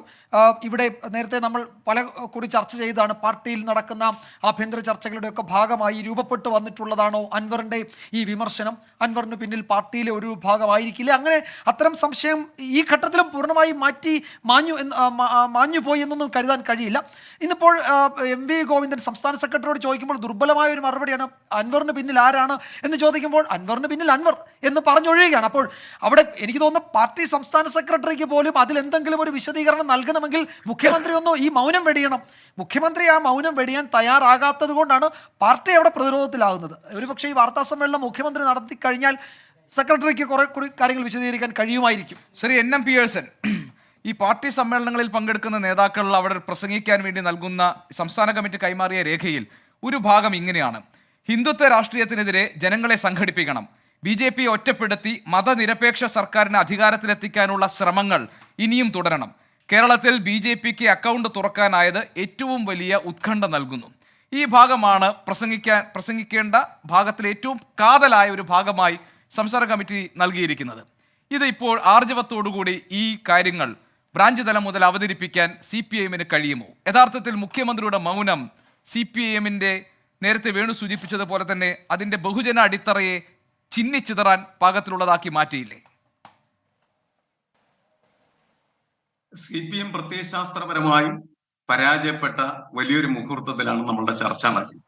പക്ഷെ ഇതിനകത്ത് ഈ തൃശ്ശൂർ പൂരം കലക്കുക എന്ന് പറയുന്ന കാര്യം, അത് RSS കലക്കണം എന്നുള്ള അഭിപ്രായക്കാരനാണ്. പക്ഷെ RSS കലക്കുമ്പോൾ അത് RSS കലക്കിയതാണ് എന്നൊരിക്കലും RSS പറയില്ല. അതുകൊണ്ടാണ് RSS പോലീസിനെ കൊണ്ട് അത് കലക്കിച്ചത്. ഞാൻ പറയുന്നത് തൃശ്ശൂർ എന്ന് പറയുന്നത് എന്തുകൊണ്ടാണ് CPMന് തന്നെയാണ് പറയുന്നത്. എന്തുകൊണ്ടാണ് തൃശ്ശൂർ ഇങ്ങനെയൊക്കെ സംഭവിക്കാൻ സാധ്യതയുണ്ട് എന്ന് മുൻകൂട്ടി കാണാനായിട്ട് CPMന് കഴിയാതിരുന്നതിന്റെ കാരണം അവർക്ക് വേണു സൂചിപ്പിച്ച ജനകീയ അടിത്തറ തകർന്ന് തരിപ്പണമായതിന്റെ അടിസ്ഥാനത്തിൽ തന്നെയാണ്. ഒരു കാലത്തും അവർ വിചാരിച്ചിരുന്നില്ല തൃശ്ശൂരിൽ സുരേഷ് ഗോപി ജയിക്കുമെന്ന്. പക്ഷേ RSSും BJPയും എത്രയോ കരുതലോടുകൂടി എത്രയോ ആസൂത്രിതമായിട്ടുള്ള രീതിയിലാണ് സംഭവങ്ങൾ ചെയ്തത്. അവിടെ അവർ വോട്ട് രീതികൾ, അവർ ആ മണ്ഡലത്തിൽ മുഴുവനുമായിട്ട് നടന്ന് ഓരോ വ്യക്തികളെയും കണ്ട് അവർക്ക് അവരുടെ കൂടെ കൂട്ടാൻ പറ്റുന്ന ആരൊക്കെയാണ് എന്ന് കണ്ടെത്തിയതായിട്ടുള്ള രീതികൾ, അതേപോലെ തന്നെ സുരേഷ് ഗോപി എന്ന് പറയുന്നതായിട്ടുള്ള സെലിബ്രിറ്റിയുടെ സാധ്യതകൾ എങ്ങനെ യൂട്ടിലൈസ് ചെയ്യാനായിട്ട് കഴിയും, അങ്ങനെ ഒരുപാട് ഒരു 100 കണക്കിന് കാര്യങ്ങൾ അവർ വളരെ കൃത്യമായിട്ട് ചെയ്തതിന്റെ കൂട്ടത്തിൽ ഉള്ള ഒരു അജണ്ടയാണ് തൃശ്ശൂർ പൂരം എന്ന് പറയുന്ന സാധനം കലക്കുന്നതിന് വേണ്ടിയുള്ള പ്രവൃത്തി എന്ന് പറയുന്നത്. അതിൽ ആദ്യം ആരാണ് അവർക്ക് ഇരയായത്? അത് ബാലചന്ദ്രൻ എന്ന് പറയുന്ന CPIയുടെ MLA ആണ്. എന്തുകൊണ്ട് അദ്ദേഹം അങ്ങനെ പോസ്റ്റ് ഇട്ടു? അതിന്റെ പിന്നിൽ BJPയുടെയോ RSSന്റെയോ സ്വാധീനത്തെ കുറിച്ച് ആരെങ്കിലും കേരളത്തിൽ ചർച്ച ചെയ്തോ? രണ്ടാമത്തെ കക്ഷി ആരാണ്? കൊച്ചിൻ ദേവസ്വം ബോർഡാണ്. കൊച്ചിൻ ദേവസ്വം ബോർഡ് എന്തിനാണ് ഈ 2 കോടിയിലധികം രൂപ അവിടെ വർദ്ധിപ്പിച്ചത്? അതിന്റെ പിന്നിൽ ആരുടെ സ്വാധീനമാണ്? ആ സ്വാധീനത്തെ കുറിച്ച് എന്തെങ്കിലും ചർച്ച ആരെങ്കിലും നടത്തിയിട്ടുണ്ടോ? അങ്ങനെ നിരന്തരമായിട്ട് ഓരോരോ കാര്യങ്ങൾ ചെയ്ത് വളരെ കൃത്യമായിട്ട് അവിടെ ഒരു പൊളിറ്റിക്കൽ വയലേഷൻ ഉണ്ടാക്കുന്നതിന് ആവശ്യമായിട്ടുള്ള സംവിധാനങ്ങൾ ചെയ്തപ്പോൾ CPM നോക്കുകുത്തിയാണ് നിൽക്കുകയാണ് ചെയ്തത്. പക്ഷെ UDFന്റെ പ്രശ്നം എന്താണ്? CPM BJPക്ക് വോട്ട് മറിക്കുമ്പോൾ വോട്ട് പോകുന്നത് CPMന്റെ ഇടതുപക്ഷത്തിന്റെ അല്ല, കോൺഗ്രസിന്റേതാണ്. എന്തുകൊണ്ടാണ് ആ വോട്ട് അത്രമാത്രം അങ്ങോട്ട് ഒഴുകിപ്പോയത്? അതിന് അവർക്ക് ഒരു കാലത്തും ഉത്തരം പറയാനായിട്ട് കഴിഞ്ഞിട്ടില്ല എന്നുള്ളത് വളരെ അത്ഭുതകരമായിട്ടുള്ള കാര്യം. വലിയ വ്യത്യസ്തമായിട്ടുള്ള പ്രതിഭാസങ്ങൾ നമ്മുടെ മുന്നിൽ ഇങ്ങനെ തുറച്ചു നോക്കുകയാണ് ചെയ്യുന്നത്. CPM BJPക്ക് വോട്ട് മറിക്കുന്നതിന് പിണറായി വിജയന്റെ നേതൃത്വത്തിൽ എല്ലാ കാര്യങ്ങളും ചെയ്യുമ്പോൾ കോൺഗ്രസ്സുകാരന്റെ വോട്ട് മുഴുവൻ ഓടിപ്പോയിട്ട് വീഴുന്നത് BJPയുടെ പെട്ടിയിലാണ്. 86,000-ലധികം വോട്ടാണ് അവർക്ക് നഷ്ടമായത്. അതെങ്ങനെ നഷ്ടമായെന്ന് ഈ ഷാഫി ചാലിയൻ കഴിഞ്ഞ ദിവസം ചർച്ചയിൽ, ഞാനിരിക്കുന്ന ചർച്ചയിൽ പങ്കെടുക്കും പറഞ്ഞു, കേരള കോൺഗ്രസ് ഇല്ലാത്തതിന്റെ ഫലമായിട്ടാണ്. തൃശ്ശൂർ എന്ന് പറയുന്നതായിട്ടുള്ള പാർലമെന്റിൽ, ആ പാർലമെന്റ് നിയോജക മണ്ഡലത്തിൽ 86,000 വോട്ട് എന്ന് പറയുന്ന കേരള കോൺഗ്രസിനുണ്ട് എന്ന് കണ്ടെത്തുന്ന രാഷ്ട്രീയ നിരീക്ഷണം യഥാർത്ഥത്തിൽ ഒരു അംഗൻവാടി വിദ്യാർത്ഥിക്ക് പോലും കൊള്ളില്ല എന്ന അഭിപ്രായക്കാരനാണ്. അപ്പൊ നമ്മൾ ഇരുന്ന് ചർച്ച നടത്തുന്ന സമയത്ത് സത്യസന്ധമായ കാര്യങ്ങളെല്ലാം കാണാൻ ഒന്ന് തിരുത്തണം. അല്ല ശ്രീ, എന്താണ് ആ തിരുത്ത് മാത്രം ഒന്ന് പറയാം, സമയം പൂർത്തിയാകുകയാണ്. ഷാഫി, അല്ല 86,000 വോട്ട് കേരള കോൺഗ്രസിന് എമ്മിനുണ്ടെന്ന് ഞാൻ പറഞ്ഞിട്ടില്ല. അവിടെ കോൺഗ്രസിന് വോട്ട് നഷ്ടപ്പെടാൻ കേരള കോൺഗ്രസ് പോയതും കാരണമായിട്ടുണ്ട് എന്ന് മാത്രമേ പറഞ്ഞിട്ടുള്ളൂ. ശരി ശരി, ശ്രീ NM പിയേഴ്സൺ ഒന്ന് അവസാനിപ്പിക്കുമോ നിരീക്ഷണം? പോകില്ലല്ലോ. അപ്പൊ ഞാൻ പറയുന്നത് ഇതിനപ്പുറമായിട്ടുള്ള ഒരുപാട് കാര്യങ്ങൾ അവിടെ നടന്നിട്ടുണ്ട്, നിർവഹിക്കപ്പെട്ടിട്ടുണ്ട്. അത് പരിശോധിക്കും. ഇവിടെ ഇപ്പോൾ യഥാർത്ഥത്തിൽ അവിടെ കോൺഗ്രസിന്റെ വോട്ടിനപ്പുറത്തേക്ക് ഒരു സമുദായത്തിന്റെ വോട്ടിനകത്ത് ഷിഫ്റ്റിംഗ് ഉണ്ടായിട്ടുണ്ട്. ഇത്ര ഇളകുമ്പോൾ അവർക്ക് അത് പിടിച്ചു നിൽക്കാൻ ഒരിക്കലും കഴിയില്ല. മറ്റ് പരാജയങ്ങൾ, തെരഞ്ഞെടുപ്പ് പരാജയങ്ങൾ നേരിടാം. ശരി, ഏതായാലും നമുക്ക് ഇനി വരും ദിവസങ്ങളിലും ഈ വിഷയം തുടർന്നും ചർച്ച ചെയ്യേണ്ടി വരും. ശ്രീ NM പിയേഴ്സൺ, ഞാൻ സമയം അവസാനിപ്പിച്ചത് കൊണ്ട് മാത്രം ഇടപെടുകയാണ്, താങ്കൾ ക്ഷമിക്കുമല്ലോ. CPIMനെ കേരളത്തിൽ പ്രതിരോധത്തിലാക്കുകയും പ്രത്യയശാസ്ത്ര പ്രതിസന്ധിയിലേക്ക് തള്ളിവിടുകയും ചെയ്തിരിക്കുന്ന ഈ പുതിയ വിവാദത്തെ മറികടക്കാൻ മുഖ്യമന്ത്രി മൗനം വെടിഞ്ഞേ മതിയാകും. നാളെ എന്ത് വിശദീകരണവുമായിട്ടായിരിക്കും മുഖ്യമന്ത്രി മാധ്യമങ്ങളെ കാണുകയാണെങ്കിൽ വരാൻ പോകുന്നത്? നമുക്ക് കാത്തിരുന്ന് കാണാം. ഈ ചർച്ചയിൽ പങ്കെടുത്ത എല്ലാ അതിഥികൾക്കും നന്ദി. മറ്റൊരു വിഷയവുമായി നാളെ വീണ്ടും എൻകൗണ്ടർ പ്രൈം എത്തും, ഇതേ സമയം. Good night.